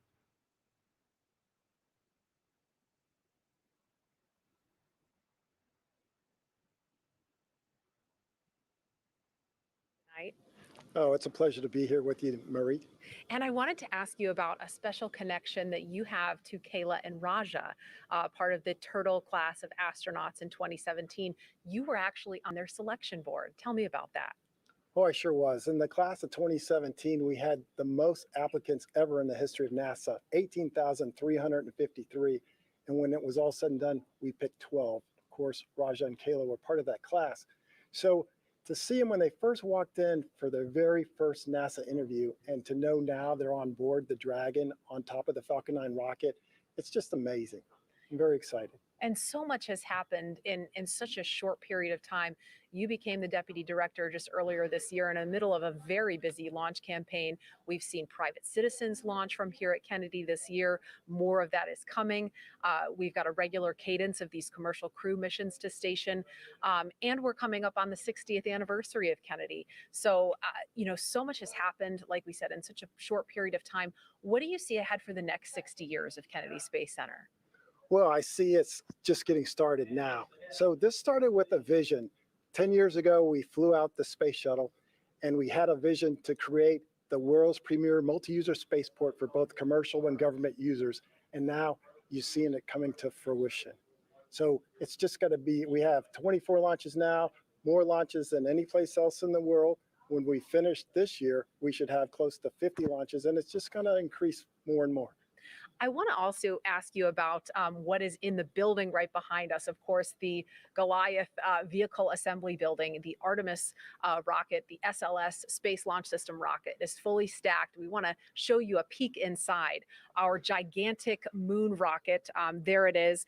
That is the Space Launch System, and the Orion capsule being stacked on top. This is video from late October inside the vehicle assembly building. And now that the rocket and capsule are fully stacked, it stands at 322 feet tall, and that is taller, in fact, than the Statue of Liberty. Quite a sight in there, Kelvin. I don't know if you've had a chance to actually go inside since that stack in October, but it's just astounding. And what do you have to say about that if you've seen it inside? And what do we have to get through before that first launch of Artemis 1? Okay, I saw it today, and I see it about every week, and it is just humongous to see that rocket and to know that that rocket will carry our astronauts to the moon and beyond, hopefully to Mars. So right now we're undergoing something we call IVT, interface verification test. We'll do that for a couple more days, and then we're getting prepared to roll it out for a wet dress rehearsal. So hopefully that'll happen the end of this year, early next year. We'll roll it out to the pad, fully fuel it, test all the interfaces, pad, vehicle, and roll it back for a launch, hopefully in February.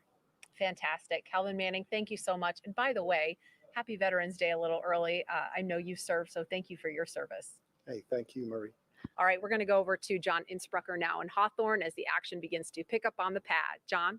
We're just inside T-minus 47 minutes. We're listening right now to the countdown net, waiting for the SpaceX launch director to discuss the propellant load and launch poll results and give final instructions to the launch team. At this time, we have completed all checks on the Falcon 9 and the Dragon spacecraft. We're also checking with the Dragon mission director to make sure that they are ready to go. And right now we're waiting to listen for that launch director to come up. Now we have been checking, as I said, with the Dragon mission director, also NASA launch manager to make sure they're ready. Now you can see on the screen right now, Falcon 9 on the pad, crew access arm alongside the Dragon capsule. Earlier you saw the vehicle assembly building during that previous interview. The Falcon and Dragon launch team, as well as key members of NASA, are in the Launch Control Center, which is just adjacent to the vehicle assembly building. And as you saw earlier, if you were with us, they've got a view straight towards Pad 39A through the large windows of Firing Room 4. Now, going back to the current screen view, you can see the crew access arm. That arm, once we finish the readiness poll and instructions to the crew, or instructions to the launch attention team. On countdown net. And here it the comes. Poll is complete, and teams have pulled go for propellant load and launch.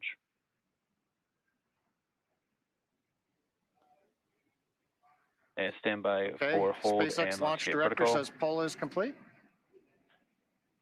And he's For preparing to brief non-urgent, the hold no-go conditions, and brief safety CE or protocol. LD, and they will approve aborting the countdown. For urgent issues affecting the safety of the operation, operators shall call hold on the countdown net. Launch control will abort the launch auto sequence immediately and proceed to the launch abort auto sequence. At T-minus 10 seconds, launch control will be hands-off, relying solely on automated abort criteria for the remainder of the count. Operators advise the launch director whether structural breakup or fire is imminent or occurring per Dragon manual escape flight rules. For those in Firing Room 4 here at KSC, in the event of a fire alarm, operators noted below 56.80 will remain at their post while the alarm is evacuated. In the event that personnel safety is threatened, evacuate to south-facing emergency exit leads directly outside. Launch control at this time, you may proceed with arming the crew arm for movement. Just over T-minus 44 minutes. We're going to send it back to Daryl and the team at Kennedy Space Center as we get ready to move the crew access arm. That's right, John. We are waiting that big moment here at the Kennedy Space Center in Florida. As we do, we are T-minus 43 minutes and counting, and just got some. Retraction has started. And there is the retraction. Great shot of the Dragon moving. It's not moving. The crew access arm is. Is moving away from it. Yep, and you can see that from inside the Dragon as well. And there it goes.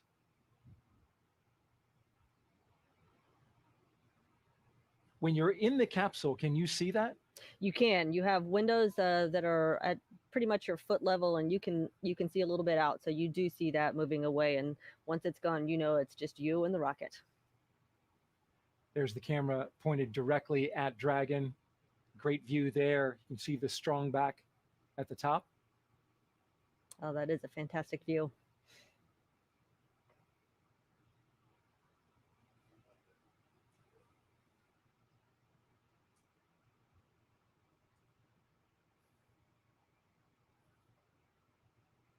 And this crew access arm can move faster than it's doing right now under certain circumstances, right? Absolutely. If it needs to go back to being up against the capsule, it can move quite quickly, actually.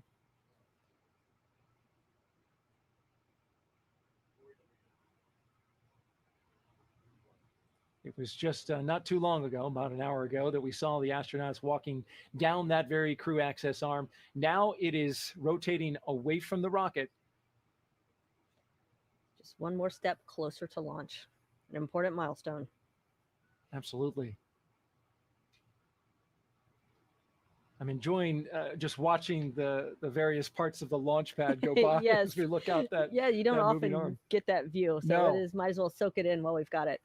There's nobody inside that arm. There's nobody on the pad. The only people who are there are the 4 astronauts inside that SpaceX Dragon capsule. You can see the water deluge system to the left, out the opening there to the white room. Crew access arm retraction complete. And we just heard the call out that the crew access arm has completed its retraction away from the rocket. And so up next, Dragon SpaceX, you are go We for wanna do a section little- 7 of 4.100. Close visors and arm the launch escape system. Endurance copies, we're go And that's for what's section 7 up of next. 4.100. arming the launch escape system. And while we await that, let's take a social question. Oh, for that Shannon. sounds like a great idea. Michelle Stone asks, as an astronaut, what moment does it become real that you are about to launch to space? You know, Michelle, it is right about now. So you know everything else has happened according to plan, and this is really the final bit before you launch into space. So anything had gone wrong previously, the access arm was there, and you could just exit the capsule. Now it's just SpaceX you and endurance, the our visors rocket. are closed. We're arming the launch escape system. And arming the launch escape system, as we just heard that call, is a SpaceX copies. major milestone. Because, you know, if for some reason something were to happen, that's how you're getting off the top of that rocket. That is correct. If something happens, if it's detected on the ground or by the systems on the Dragon or that Falcon 9, it will engage that launch escape system and that crew will go shooting off that rocket. Let's take another question now. Shannon, been doing so well with these questions. I love answering questions. Well, excellent. Here's another one. Are there pre-launch rituals and activities that the crew go through before launch? You know, we do have some, I would say, traditions, and it's kind of interesting now that we're in the commercial Launch crew. escape system is verified armed. Okay, the launch escape system is armed. Endurance copies, we see the same. So we have traditions that come from the Apollo days. We've got traditions that we actually experienced over in Russia when we were flying on Soyuzes, and so we sort of combined a few. A lot of them, as you've seen earlier, involves the crew sticking their stickers on various places. Yes. Everywhere you can. Everywhere we can. We want people to know we were here. And one more question for you, Shannon, as we await the loading of propellant into the Falcon 9 rocket. Hey, NASA, while watching the launch of Crew-3, I noticed the astronauts have a little mirror on their suits on their left arm. What are they for? Yes, good eye to notice that. Good eye.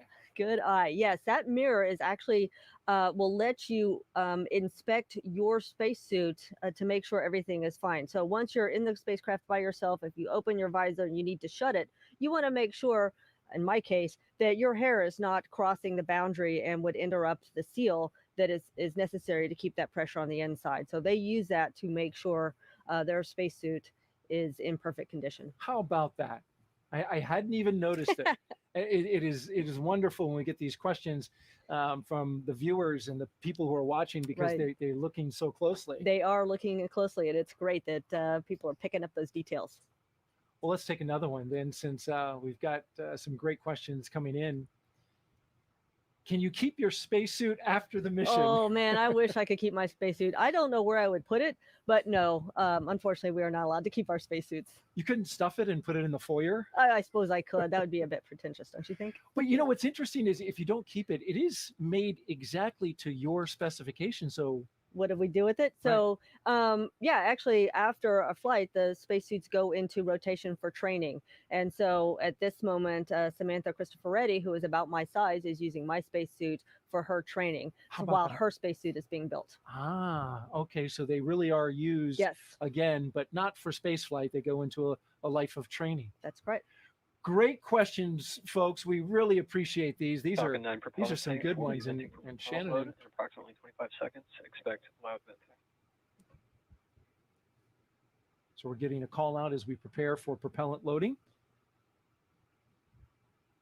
And you see the crew there, Crew 3.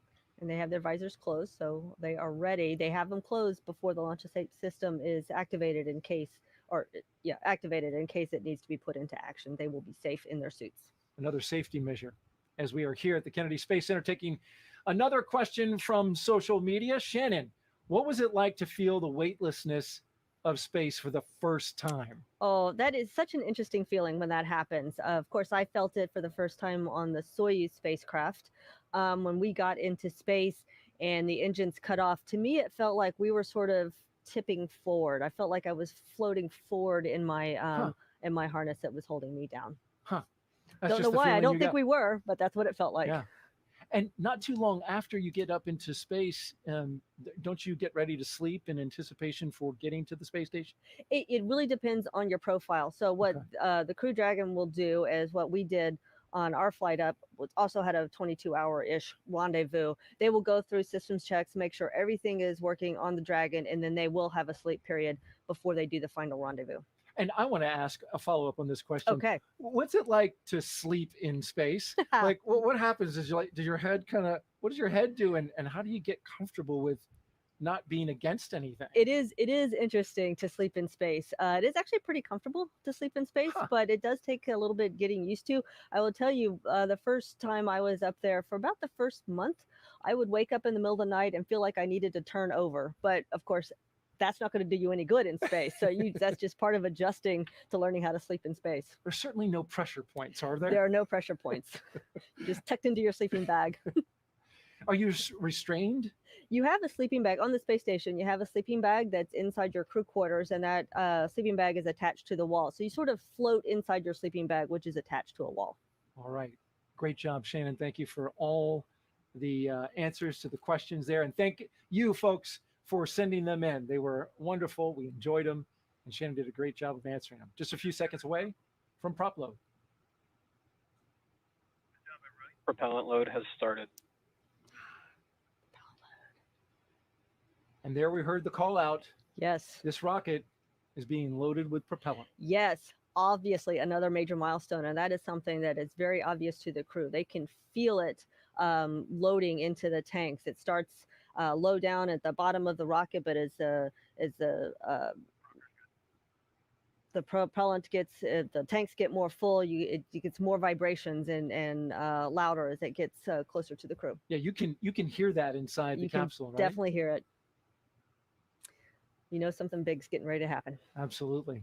Well, we are T-minus 34 minutes and counting away from the launch of Crew Dragon's third flight with astronauts and the second for 2021. Today begins the next 6-month rotation mission to the International Space Station. The launch escape system is armed, as we just heard, which happens just before we have started loading propellant onto Falcon 9. That propellant is now flowing into Dragon. The Dragon capsule was loaded with its propellants about a week and a half ago, just a few miles down the road at what we call Dragonland. And in order to fly, Dragon needs a fuel and an oxidizer. So for the fuel, we use monomethyl hydrazine, or MMH, and nitrogen tetroxide, or NTO, for the oxidizer. Together, these propellants feed the Draco engines that must maneuver Dragon on orbit, as well as the 8 Super Draco engines that would power the launch escape system in an abort scenario. And again, that fueling, it is flowing. And that means the 8 Super Draco engines inside Crew Dragon are ready. If needed, they can launch the capsule away from the Falcon 9 rocket in an instant, should there be any kind of emergency associated with the rocket or the pad. And the NASA and SpaceX teams have trained extensively for exactly that type of contingency. So we'll send it over for now to SpaceX headquarters in Hawthorne for an operations update with John I. We're counting down those final minutes. Everything's still looking good for Falcon 9 and Dragon for an on-time launch just over 32 minutes from now. Falcon 9 did begin propellant load on time at T-minus 35 minutes. You can see Falcon 9 on the pad, the first and second stages. They're being loaded with 2 liquid propellants. One is a fuel loaded into a tank at the bottom of the stage. The other is an oxidizer that loads into the tank at the top of each stage. The fuel that we're using to power the Merlin engines is a refined kerosene referred to as RP1. And the oxidizer loaded on each stage is densified liquid oxygen, or LOX. Now, densified is the term that we use to describe that we keep it much colder than typical for launch vehicles. And that allows it to take up less volume, and therefore we can put more liquid oxygen onto the first and second stages. Now, to ignite the fuel and oxidizer in the Merlin rocket engine, we use that favorite ignition fluid called T-Tub. Now, when T-Tub comes into contact with oxygen, it'll burn, and that gives off a green-colored flame. Once we've got the flame going, we add the kerosene fuel into the Merlin engine chambers, and the engine ramps up to full power. You probably won't be able to see the green flash at ignition of the 9 Merlin engines on the first stage, but you may see it on the second stage engine when it ignites following stage separation about 2 minutes and 48 seconds into flight. We're now beginning to top off helium into pressure vessels on both stages. We've been quiet for most of the countdown, but now we're going to squeeze that last little bit in, make sure that the tanks are fully up on the pressure vessels. We'll use that gas to pressurize the propellant tanks in flight. The Merlin turbopumps will be pulling propellant out of the stage, and we need to take up or make up that empty space with hot helium. Now, at the very top of the stack is the Dragon spacecraft. The astronauts are monitoring their systems while propellant is loaded into the Falcon 9. We heard them talking about the noises of propellant loading. Stage 1 cryo helium And in loading. this case, the crew training in the simulator also includes playback of sounds that have been recorded in the Dragon capsule during recent flights. Good news on the range, they are ready to support. They've been doing the balloon launches. They've been making sure that the air and sea space is clear, and they are go to support launch.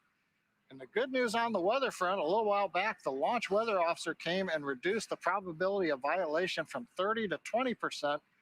The biggest thing that we're going to be looking for is precipitation, and that's less than 10%.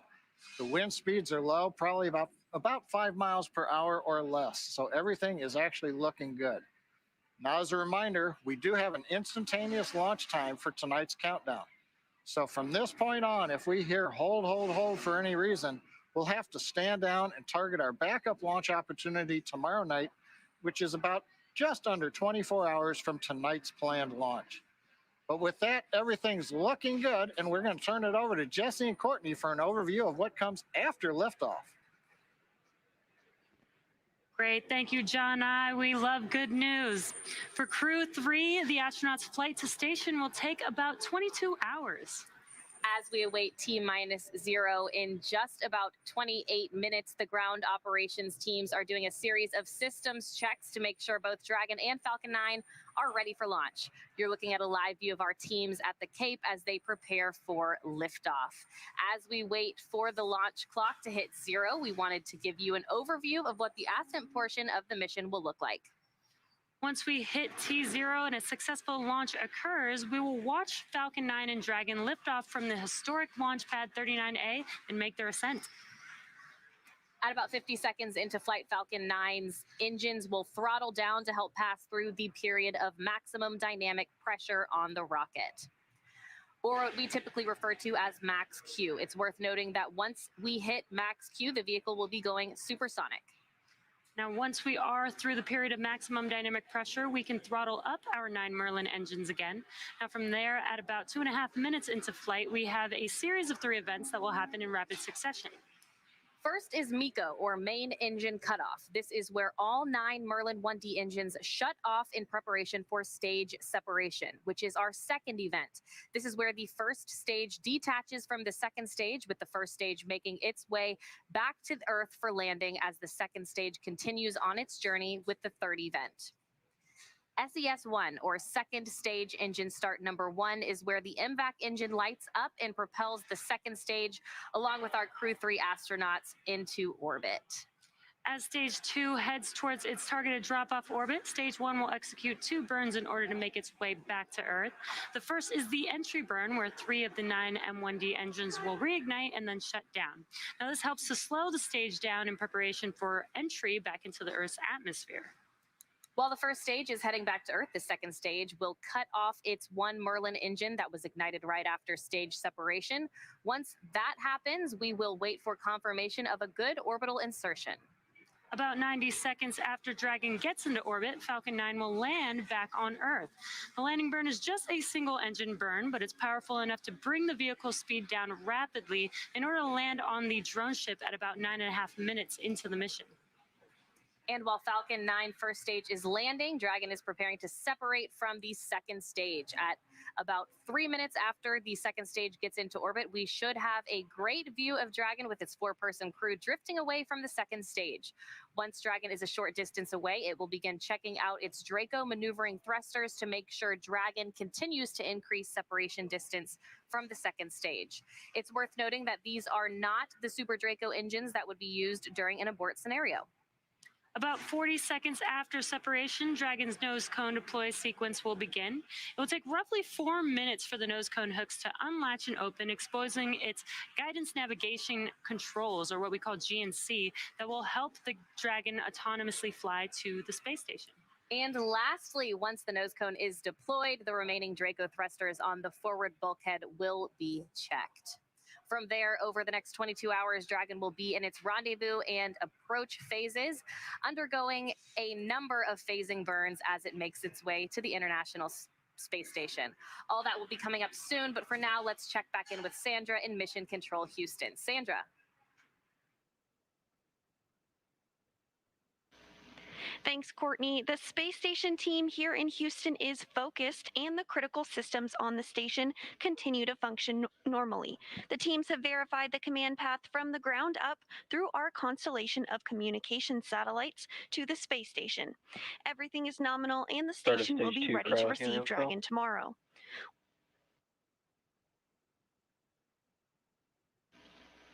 Once the crew arrives at station, they'll join Expedition 66. While on board, their official designation will be flight engineers for most of their expedition. At the back end of their journey, Tom Marshburn will assume command of the station from current space station commander Anton Shkaplerov. Flight Director Rebecca Wingfield is on console now, leading flight controllers in Houston for launch, and will also lead teams for docking tomorrow. A reminder that a launch today will take about 22 hours to get to station, with the docking to the Node 2 forward port scheduled tomorrow, November 11th at 6 p.m. Central Time.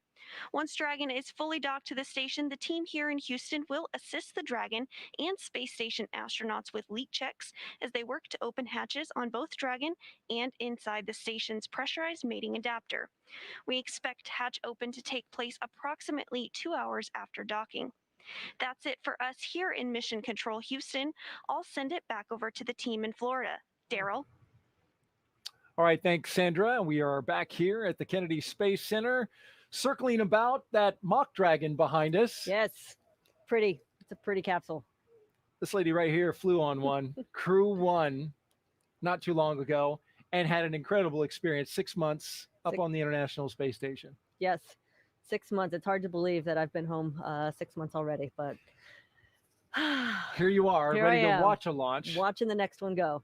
T-minus 23 minutes and counting. And if you're just joining us, we are ready for the third astronaut rotational flight and mission to the International Space Station under NASA's Commercial Crew program.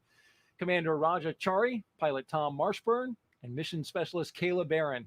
There you see them. They are strapped in along with Matthias Maurer, ready to fly inside Crew Dragon Endurance. We can see them live as well as outside. The Falcon 9 rocket fueling operation is well underway. The launch escape system is armed, and that means Crew Dragon is prepared to launch itself away from the Falcon 9 rocket in the case of an emergency on the pad or after liftoff. So far, operations look and sound as expected, and we are just counting down to that liftoff at 9:03 p.m. Eastern Time. You can see the steam as it comes off, the condensation as it comes off the rocket. I've noted in past launches that as it fills with fuel, the entire first stage begins to let off, and it kind of gives you a marker of exactly where in the rocket they are. It's almost like a little fuel gauge. Exactly. Yep. Because the fuel and oxidizer are cryogenic, they are extremely cold, and so you just see them condensing the air around it. And of course, in Florida, we've got lots of moisture in our air. to condense. We sure do. There's some onshore flow, a weather pattern that is bringing moist air off the Atlantic Ocean. And so with this lit up, we should see a lot of this condensation coming off this particular rocket. The mission is the continuation of rotational crew flights to the International Space Station from U.S. soil on private rockets and spacecraft. This would not be possible without the success of NASA SpaceX Demo 2 test flight last year and the safe delivery of Crew 1 astronauts, including my co-host Shannon Walker, to the space station last fall for a long-duration mission. Crew 1 is back home, of course, and we have one of the mission specialists with us right here today. As you're counting down, we're only 21 minutes out from launch, Shannon. What is going through your head in this moment? Boy, this is really, things get even more intense and more exciting. You can feel the rocket being fueled. You know you don't have too much longer, so you're really thinking about what you're going to need to do as soon as those engines light. T-minus 21 minutes and counting. The excitement levels rising for the crew inside. Crew Dragon Commander Raja Chari, he'll be making his first trip to space. And as commander, he is responsible for all phases of flight, from launch to re-entry. Chari is a colonel in the U.S. Air Force. He holds degrees in astronautical engineering and aeronautics. Chari is also a combat veteran, having flown F-15E aircraft during Operation Iraqi Freedom and deployments in the Korean Peninsula. As a test pilot, he has accumulated more than 2,500 hours of flight time in various military aircraft. His pilot is Tom Marshburn, sitting right to his right. You see Chari there on the left. Marshburn is suiting up for his third space flight. As pilot, he is responsible for spacecraft systems and performance. He previously flew on the Space Shuttle Endeavour and STS-127 and on the Russian Soyuz. Load complete. In Expedition 3435, while helping to assemble the International Space Station on STS-127. In that flight, Marshburn performed 3 spacewalks totaling almost 19 hours. It was just go, go, go. A North Carolina native holds degrees in physics and medicine. In fact, he was an emergency medicine doctor. Yes, he was. Mission specialist Kayla Baron, she's about to make her first trip to space. In this role, she will work closely with the commander and pilot to monitor the spacecraft during the dynamic phases of flight. The Washington State native has degrees in nuclear engineering and systems engineering. As a submarine warfare officer, she was a member of the first class of women commissioned into the submarine community, and she deployed 3 times while serving aboard the USS Maine. And lastly, on the end there in this shot is mission specialist Matthias Maurer. He will be making his debut spaceflight. He will be the second European astronaut to fly on Crew Dragon. Maurer is from Sankt Wendel, Germany, and is a doctor of materials science and engineering. He is the inventor of more than 10 patent applications, and he joined the European Astronaut Corps in 2015. Maurer has spent 16 days in underwater training during a NASA Extreme Environment Mission Operations Challenge, and he's trained in sea survival training off the coast of China. And an interesting note about Maurer, he will become the 600th person in space. 600. Yes, even though all 4 crew members will be traveling to space at the same time, we have to assign numbers, and he is number 600. He's landed on that big milestone. Chari gets 599. Baron is 601. What was Shannon Walker? I believe I was number 518, but don't quote me. I could be wrong, but it's in the early 500s. We'll take a look at the NASA history books and yes, we'll figure it out. Each of these 4 crew members will join Expedition 66 once they arrive at the International Space Station, where Anton Shkaplerov is currently commander of the space station. You spent some time as the commander? I spent a very brief amount of time as commander, right at the end of our crew's time up there for about 2 weeks. I was commander after the Soyuz crew left. All right. It was short?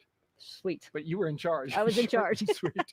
All right, let's go over to OSB2 and check in with Marie Lewis. Marie? All right, thank you, Daryl. I am here with NASA Administrator Bill Nelson. Thank you so much for being here tonight. What a pleasure. What a great evening. Looks like the rain has given us a break. Yeah, it's clearing up. We've got a great view of the pad, and this must bring back quite a few memories from you. You launched from Pad 39A some years ago, and this is your first crew launch here as the NASA Administrator. What has this experience been like for you so far? Well, just to have an opportunity to try to offer some leadership to this fantastic organization that where the impossible is routine. And it's just such a tremendous organization.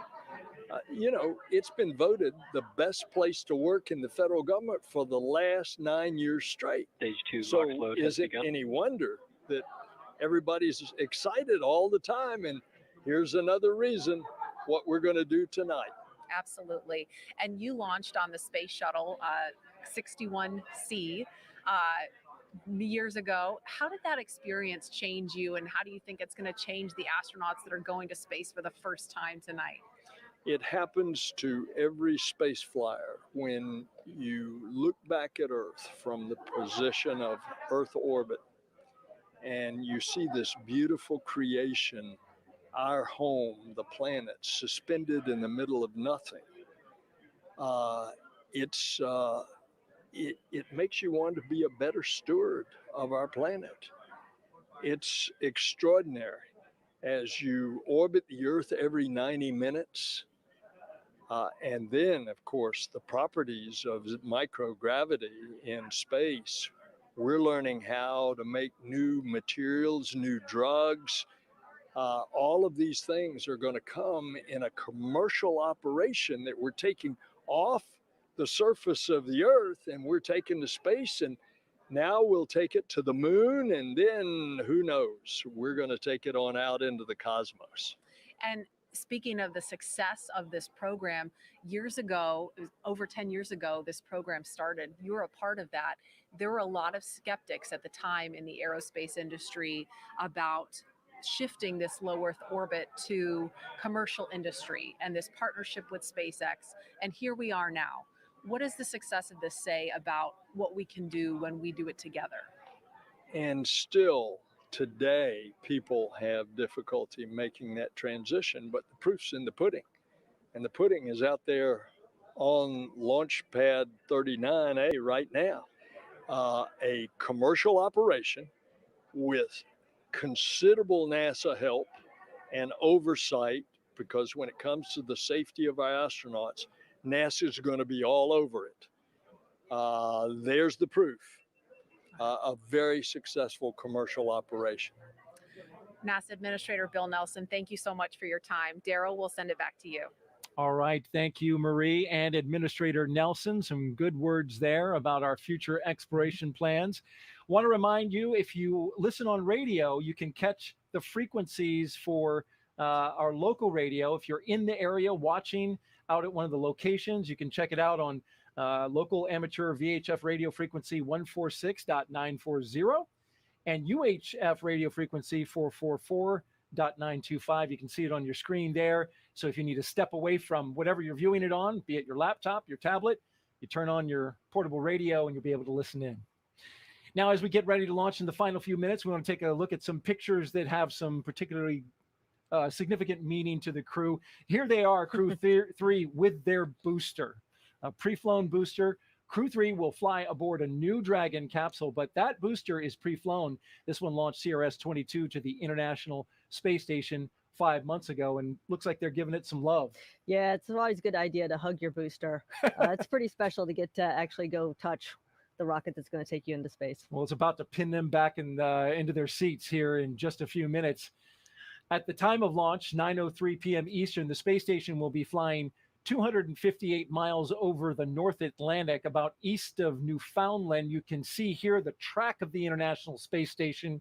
And then from that moment, it will be catching up to the International Space Station once it leaves the coast of Florida.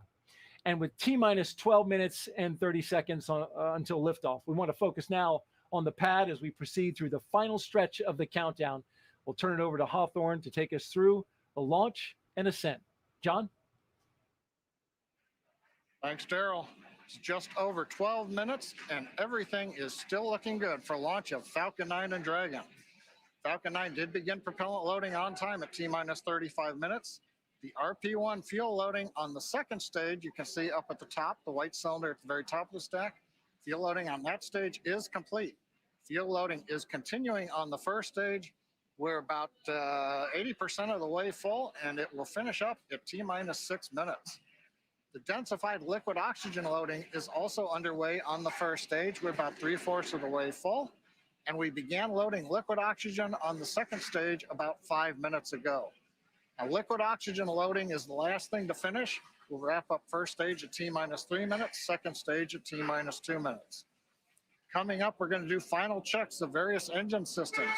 Our thrust vector controllers are going to be moved. We call them TVC wiggles, where we move the engines back and forth slightly. We'll also be moving throttle valves on the engines to make sure that they are responding to commands from the ground in preparation for flight. The Dragon mission director has reported their team is working no issues. We're going to hear from Dragon in about a minute here on the countdown. Their comm checks are complete. You can see the access arm is retracted. The launch escape system is armed. Crew is strapped in and they're ready to go. They'll get their final instructions at T-minus 10 minutes.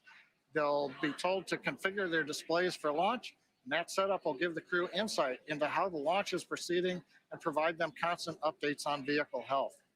At T-minus 5 minutes, we'll be in terminal count, and Dragon will go to internal power, and we'll hear continued callouts on the countdown net as we get closer to liftoff. And finally, easy to say, range is go, weather is go. So right now, Courtney, we're coming up on T-minus 10 minutes. One of the things that we'll hear on Dragon flights that we don't hear on other ones is the abort callouts during the countdown. Can you enlighten us a little bit on what goes on with that? Yeah, John, great to hear that everything is going well. We're continuing to track that Dragon and Falcon 9 are ready for launch. But just in case anything were to happen, Dragon is fully prepared to initiate an abort. Upon liftoff, you'll be hearing number and letter combinations on Dragon's trip uphill, which will mark different abort zones throughout the flight, the number signifying the stage of flight and the letter as the abort Dragon zone. SpaceX, The first confirmed two, crew displays are configured for launch.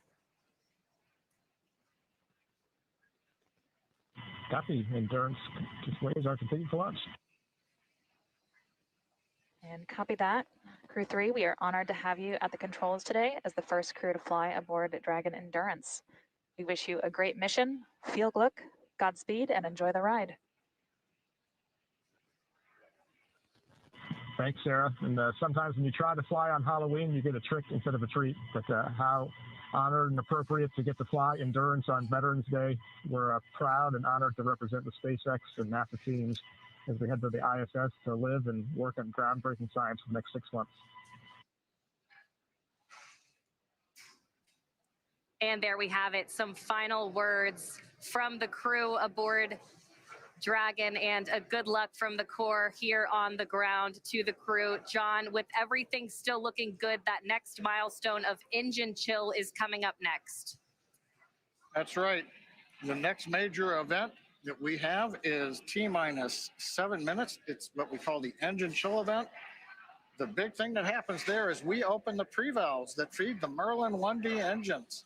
So super chilled liquid oxygen will be trickling through the inlet to the Merlin turbo pumps, and that'll help chill those turbo pumps down before we hit them with the full flow of liquid oxygen during the ignition sequence in the last 3 seconds before T0. So what we'll hear is a call out says stage 1 engine chill has started. We'll be monitoring all 9 engines to make sure the aux fuel pre-valves are all open. We're also chilling down second stage engine as we get ready for launch. And you'll hear an additional chill down of the second stage called out once we get into flight a little bit before 2 minutes into flight, when we'll do a final chill of the upper stage engine turbo pumps. And if you might be able to hear behind me here in Hawthorne, a lot of energy. Folks are gathered around Mission Control Center, watching on the big monitors as we get ready for launch in just over 7 minutes and 40 seconds. Now, in addition, as I mentioned before, as we get ready at 7 minutes to open the pre-valves and begin the engine chill sequence, we're also getting ready then to move into check-out reviews. The fuel trim valves are being cycled. Make sure that those are working. We use that to throttle the amount of propellant going through the first stage down to the engines as we go through flight. Coming up on T-minus 7 minutes, we'll listen into the countdown now.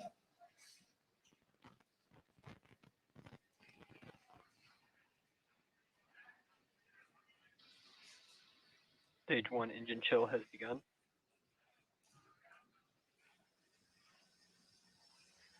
So you've heard it. We're through another milestone. Next one coming up here at 6 minutes. Yep, that's right, John. And that RP1 kerosene is filling that second stage. We're anticipating a little longer for that first stage to be completely filled with that RP1 refined kerosene. Liquid oxygen will continue to flow through the first and second stages up until the final few minutes before launch. That next call will be that the stage 1 RP load is complete, coming up now in about 15 seconds. Stage 1 We'll RP1 stand by load for that complete. call now. And confirmation, we have a complete fill of RP1 on the first stage. Now the first and second stage are completely filled with that RP1 kerosene. Now just under 6 minutes to launch until that instantaneous launch window today. The next milestone will be for Dragon to transition to configure for terminal count, and that's when Dragon's onboard computers will take control of the vehicle, and Dragon will be on internal power, no longer relying on those lines from the ground. From there, Falcon 9 tanks will pressurize for strong back retract. That'll be another visual milestone. The clamps just below Dragon's trunk will open and the strong back will tilt back just 2 degrees, then right after liftoff back to 45 degrees. Again, RP1 kerosene filled on both the first and second stages. Liquid oxygen continues to flow through on the first and second stages. Standing by now for that call that Dragon has transitioned into terminal count.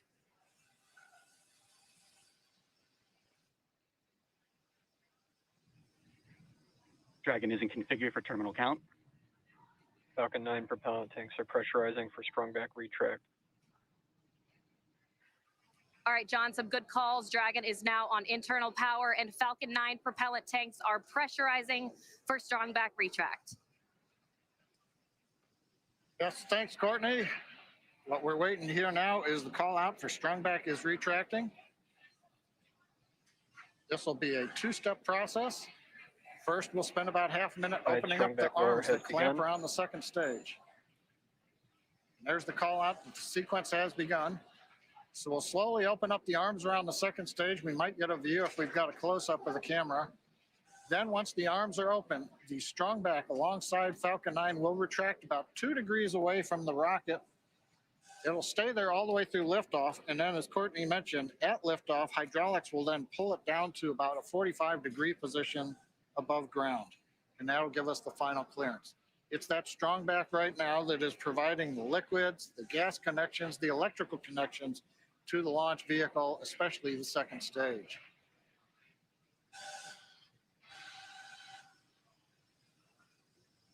We're hearing some of the venting of the vehicle as we are pressurizing and depressurizing at various steps. As we get ready, you'll see a burst of depressurization there on the second stage.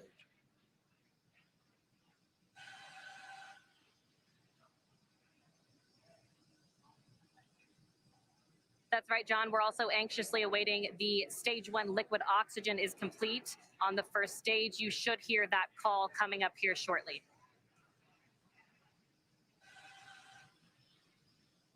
Stage 1 LOX load complete.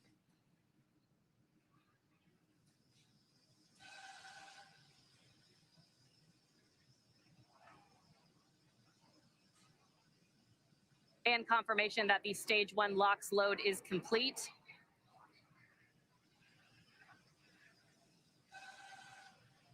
Right now, LOX is going to continue loading on second stage. Dragon is That'll internal wrap count up and is on internal power.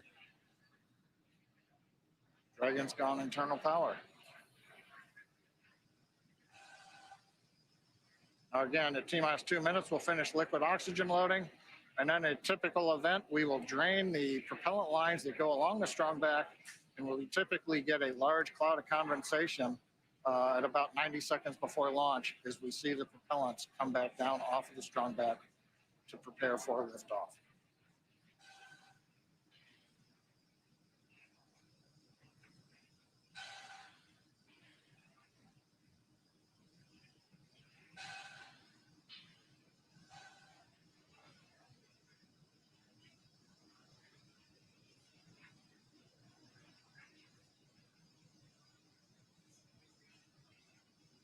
Stage 2 LOX load complete. Dragon is in auto idle. All right, Falcon 9. With that, Falcon 9 is fully fueled. We have fuel on both the first and second stages, Gas and closeouts both is stages about are to filled with expect liquid, loud venting. oxygen. Dragon is also in auto idle. The flight computers on board Dragon maintaining their calculations, standing by for the T-0 mark. That next call out will be that Dragon is in countdown. Standing by now for that call.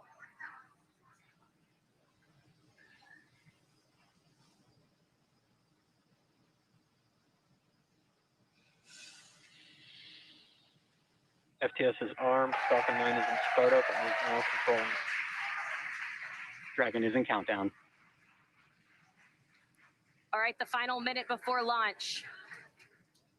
Just 47 seconds to go. Everything is Dragon, ready for an SpaceX, on-time launch today. go for launch.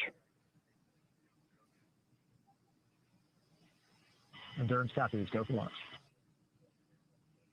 Ground teams are ready, and Crew 3 is ready for liftoff, heading for that Minus 30 instantaneous seconds. launch window.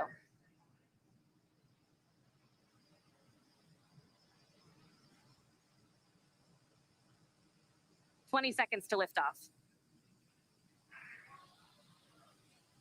Minus 15 seconds. 10, 9, 8, 7, 6, 5, 4, 3, 2, 1, 0. Ignition. And liftoff. God. Break.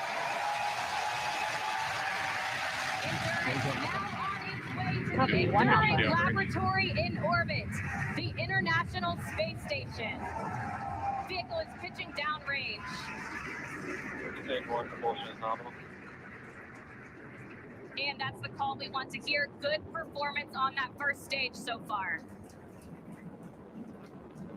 T plus 30 seconds, Falcon 9 powered by 9 Merlin 1Ds. Pushing Dragon into low Earth orbit on the way to the International Space Station. Power and telemetry nominal. Stage 1 throttle down. And we're into the throttle bucket in preparation for max Q.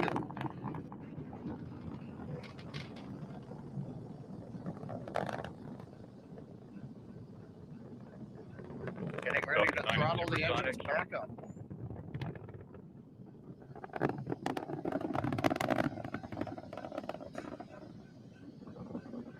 Stage 1 throttle up. Execute.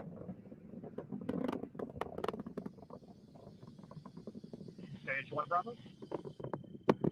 Copy, All 1 right, Bravo. that 1 Bravo call is for the second stage abort mode on the first stage. That is going to take them through the first stage, burning just before the second stage activates off the coast of North Carolina.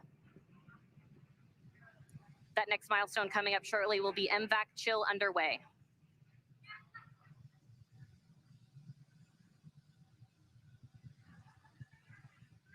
MVAC chill underway.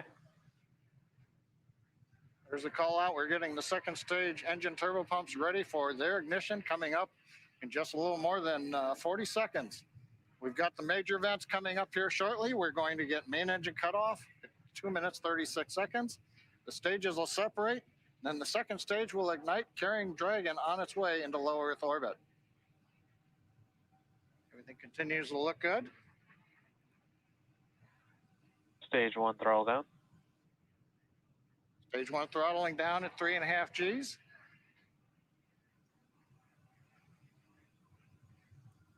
Getting ready for MECO.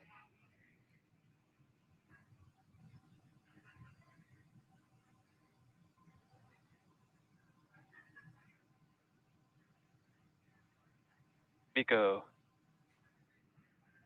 Stage separation. Stage 2 Alpha. Copy, 2 Alpha. All right, we have ignition of the second stage. And you saw that green flash Good, of that ignition. T-tap fluid. And Crew-3 is now on their way to the International Space Station.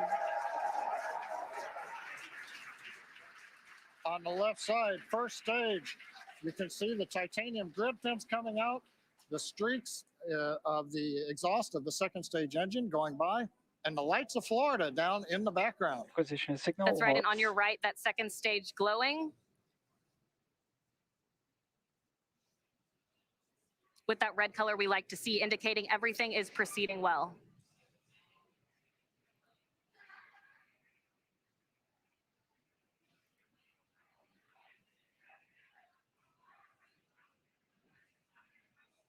Now 3 minutes and 40 seconds into flight. Everything's still on track. Acquisition of signal Bermuda. Dragon SpaceX, trajectory And that nominal. Call out of acquisition of Endurance signal copy. Bermuda, that just means the Bermuda ground station has the signals from the second stage of Dragon and Falcon 9. Currently on the first stage, we are coasting to apogee, beginning a slow 180-degree pitch, so that when the vehicle comes back through the atmosphere, the engines are pointed down towards the drone ship when we do the relight. Relight for the entry burn will come at T plus 7 minutes and 30 seconds, 3 minutes from now. Currently, the first stage about 166 kilometers up, continuing to coast to apogee for another brief period.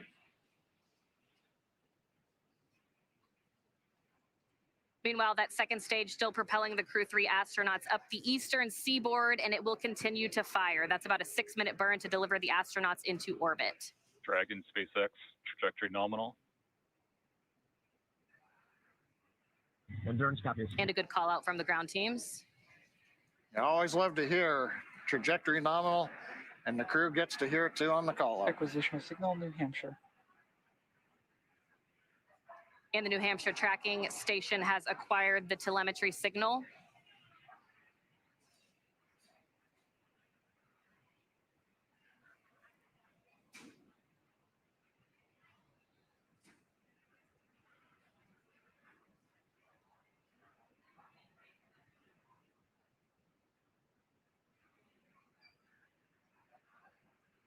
Five minutes and 30 seconds into flight today. Everything is still proceeding nominal. And Courtney, right now on the second stage, it's such a large amount of propellant. It takes a while for second stage to really accelerate. The crew right now, Dragon it looks like they're SpaceX, pulling about, trajectory nominal. looks like we're pulling about 1.5 Gs.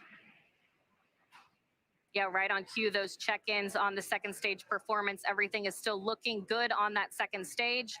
The next milestone on the second stage will be SECO. And we're getting our views now from inside of Endurance, our first views of the crew on their way to the International Space Station.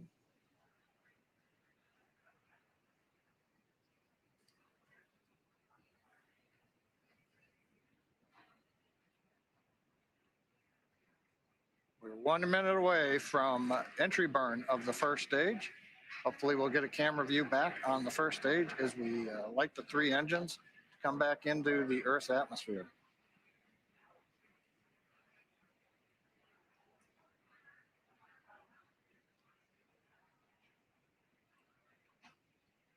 Dragon SpaceX, trajectory nominal. Endurance copies. Another good check-in with the crew, confirming everything is still looking good so far on both ends.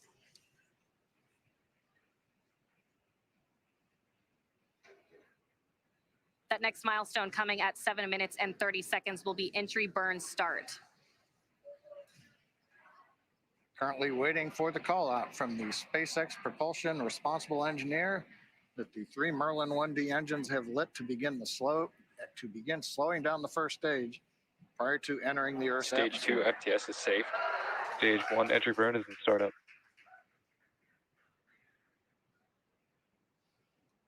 We've heard stage 1 entry burn and start up. We've lit the center engine. We've got the 2 side engines, 3 engines running. This is a 27-second burn. This will slow the first stage down. We'll then enter the atmosphere where the grid fins begin to work, and then we will fire the single center engine as we approach the drone ship. Stage 1, entry burn shutdown. Confirmation entry burn shutdown. And meanwhile, that second stage is less than a minute away from cutoff.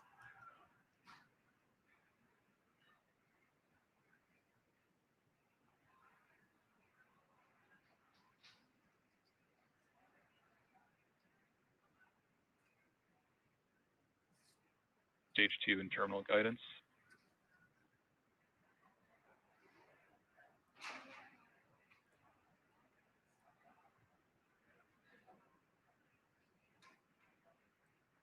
Shannon? Copy, Shannon. There's that call for Shannon. Stage 1 is transonic.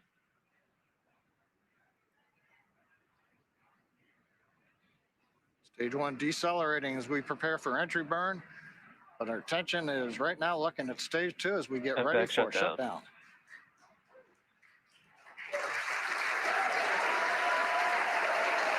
Stage 1 landing burn.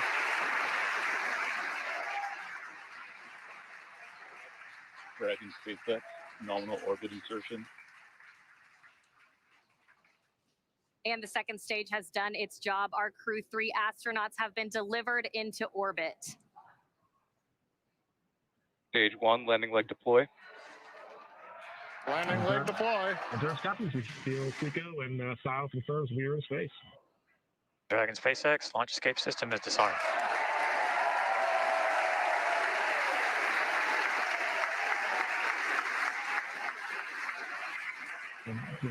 Stage 1, landing is confirmed. And we've heard the call out. Stage 1 landing is confirmed. Signal Cape and acquisition of signal Newfoundland. Some great call outs. That next milestone is spacecraft separation around 12 minutes into flight.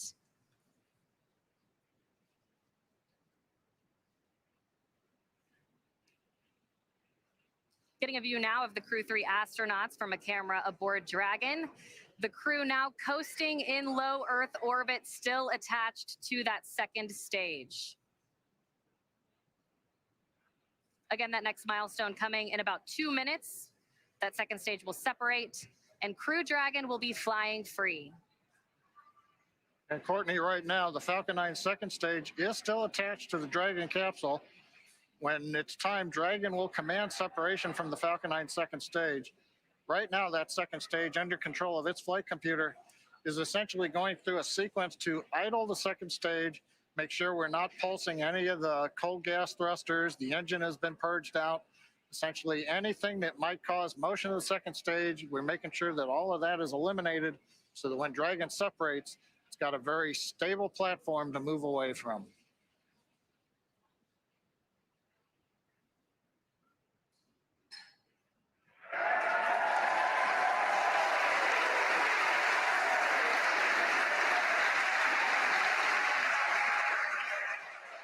I believe the chewing in the background, they're getting video back of Falcon 9 first stage on drone ship as we get ready for Dragon separation.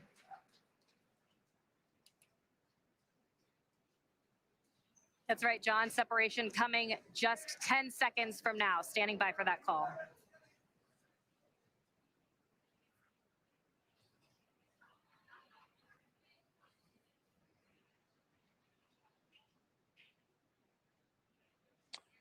Expected loss of the signal, Wallops.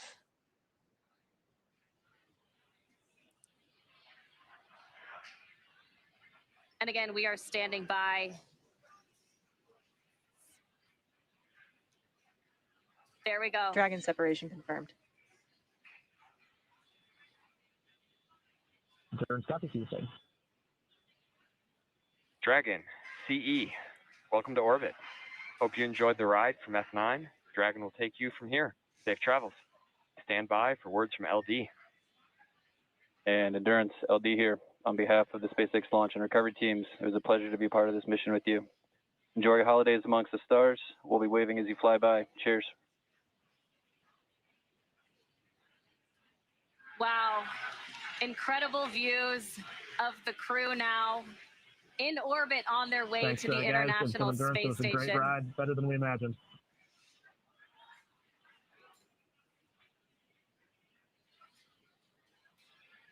And some final words from the crew as well. There they are, our Crew-3 astronauts, now in orbit. That next milestone will be the deployment of the nose cone. That'll be about a 5-minute process. It'll expose those forward bulkhead Dracos and will prepare them for checkouts as well.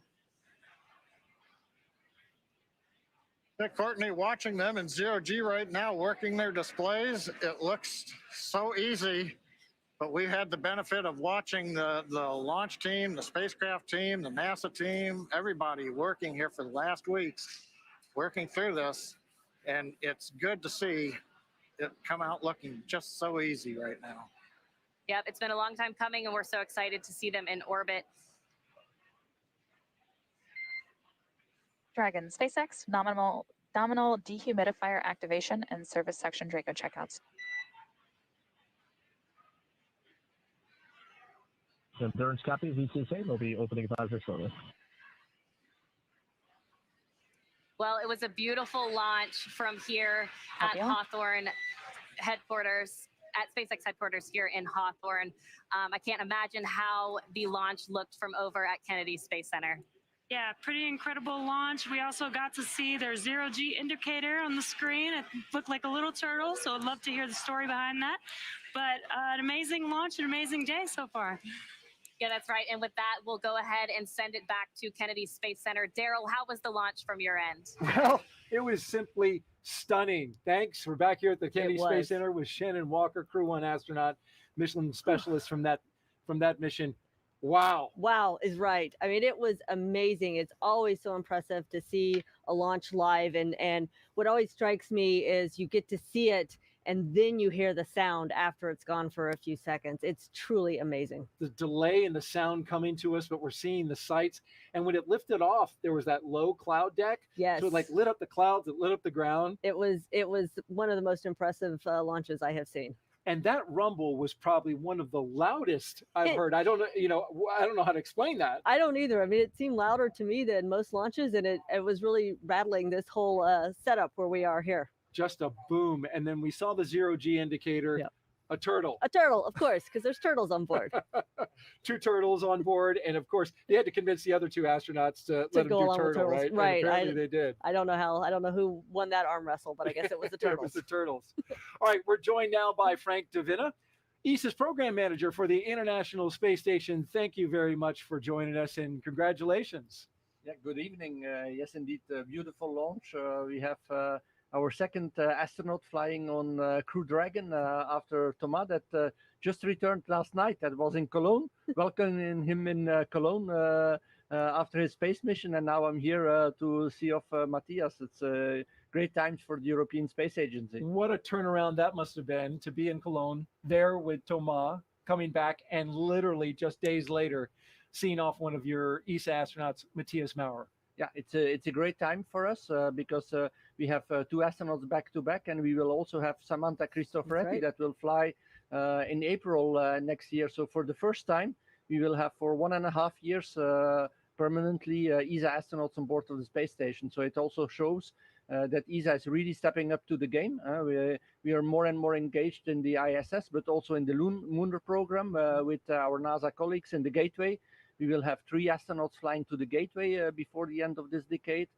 We are doing a new astronaut selection, so exploration is really also taking off in Europe.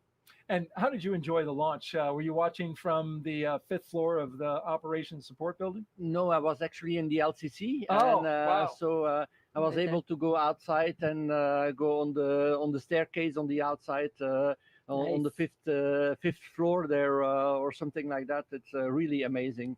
Like you said, you see the light and then the sound, and you really on the stairs there, you feel everything rumbling. So it's a really amazing launch. Now, you two are familiar with each other, Shannon Walker and Yes. Frank DeVinna. Yep. Explain that. Well, we have common job, and so American astronauts work with these astronauts, and so we actually go way back. Yeah, we go way back because we were together in training actually.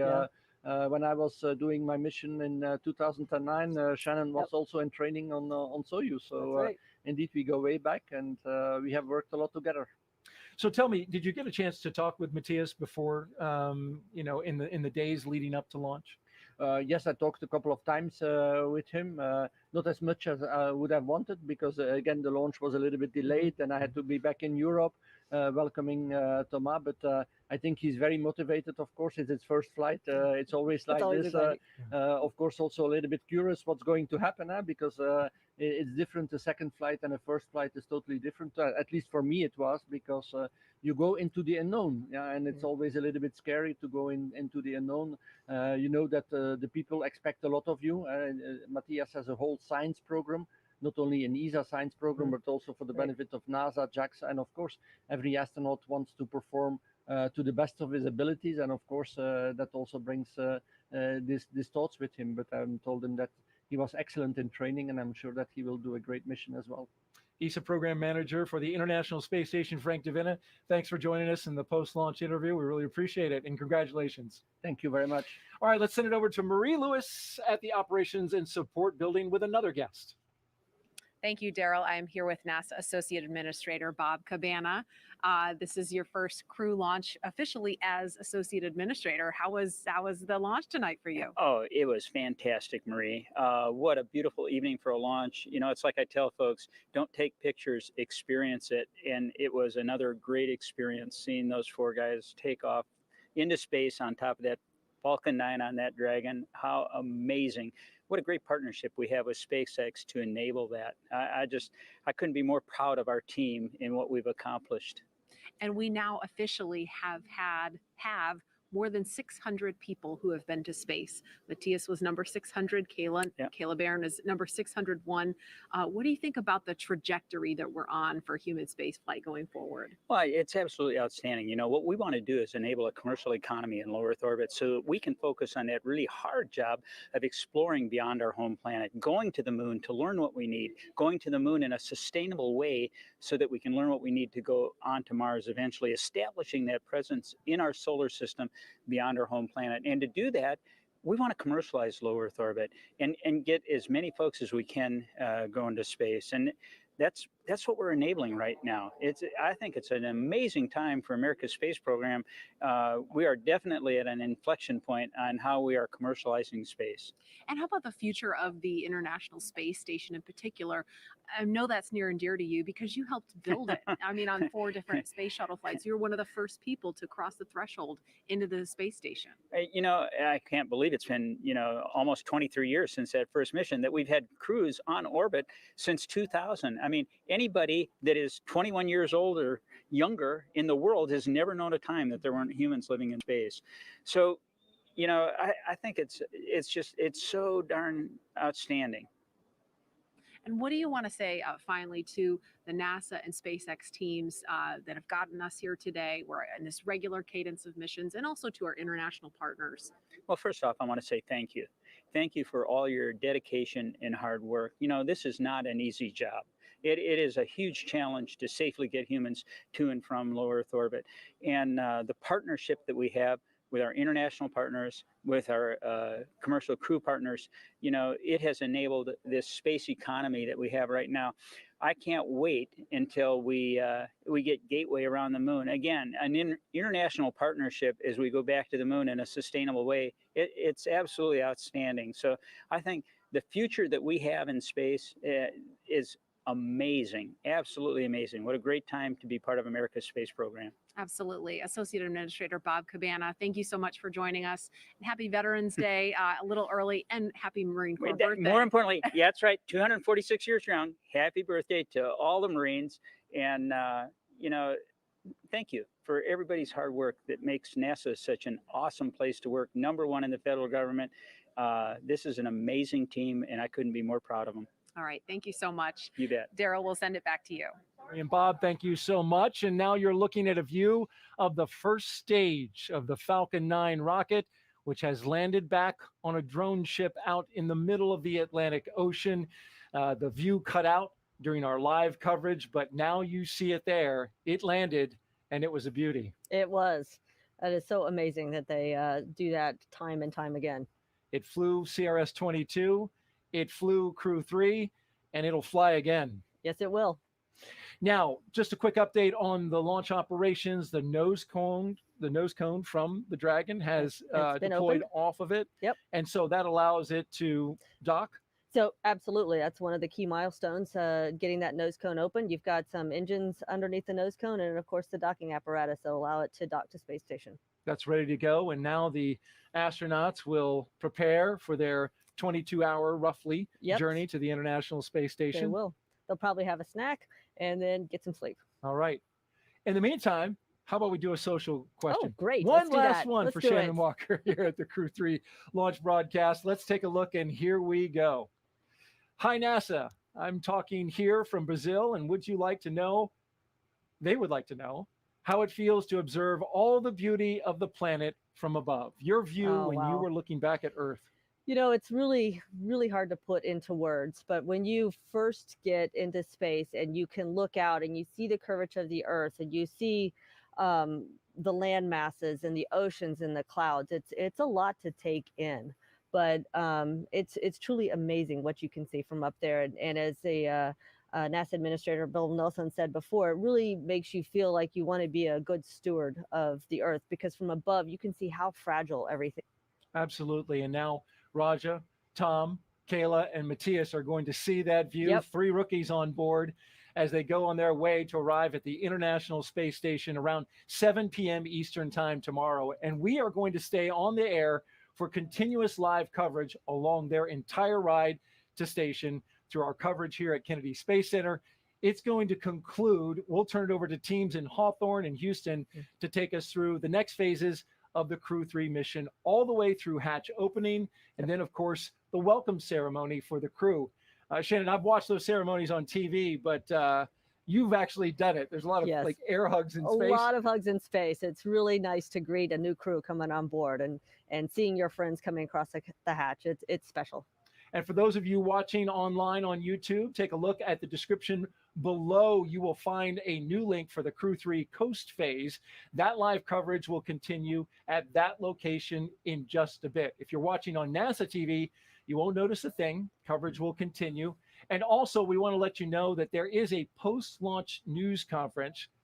It is scheduled for 10 p.m. Eastern Time right here on NASA TV. Again, a post-launch news conference scheduled for 10 p.m. It will be on a teleconference, I'm hearing, not on NASA TV, but you can go to NASA Go Live. You'll find it there. And you can find mission updates on Twitter along the way, at NASA, at SpaceX, and on the web at nasa.gov. And before we sign off, of course, I want to thank astronaut Shannon Walker for being here. Thank you so much. It was such a joy to have you here, answering questions, giving your insight, and watching the launch with you. Thank you very much. It was my treat and my pleasure to be here. Make sure you come back soon and watch another one. I will do it. All right. Huge thanks also to all of our guests for joining us today. And thank you all for watching. We're going to leave you now with highlights from the journey to orbit off Earth for the Earth. I'm Daryl Nail for Shannon Walker. Good night, everyone, and keep looking up. And there's a wide shot of the room with the 4 Crew-3 astronauts. We have Commander Raja Chari, Pilot Thomas Marshburn, Mission Specialist Kayla Baron, Matthias Maurer. And here they are, the 4 Crew-3 astronauts.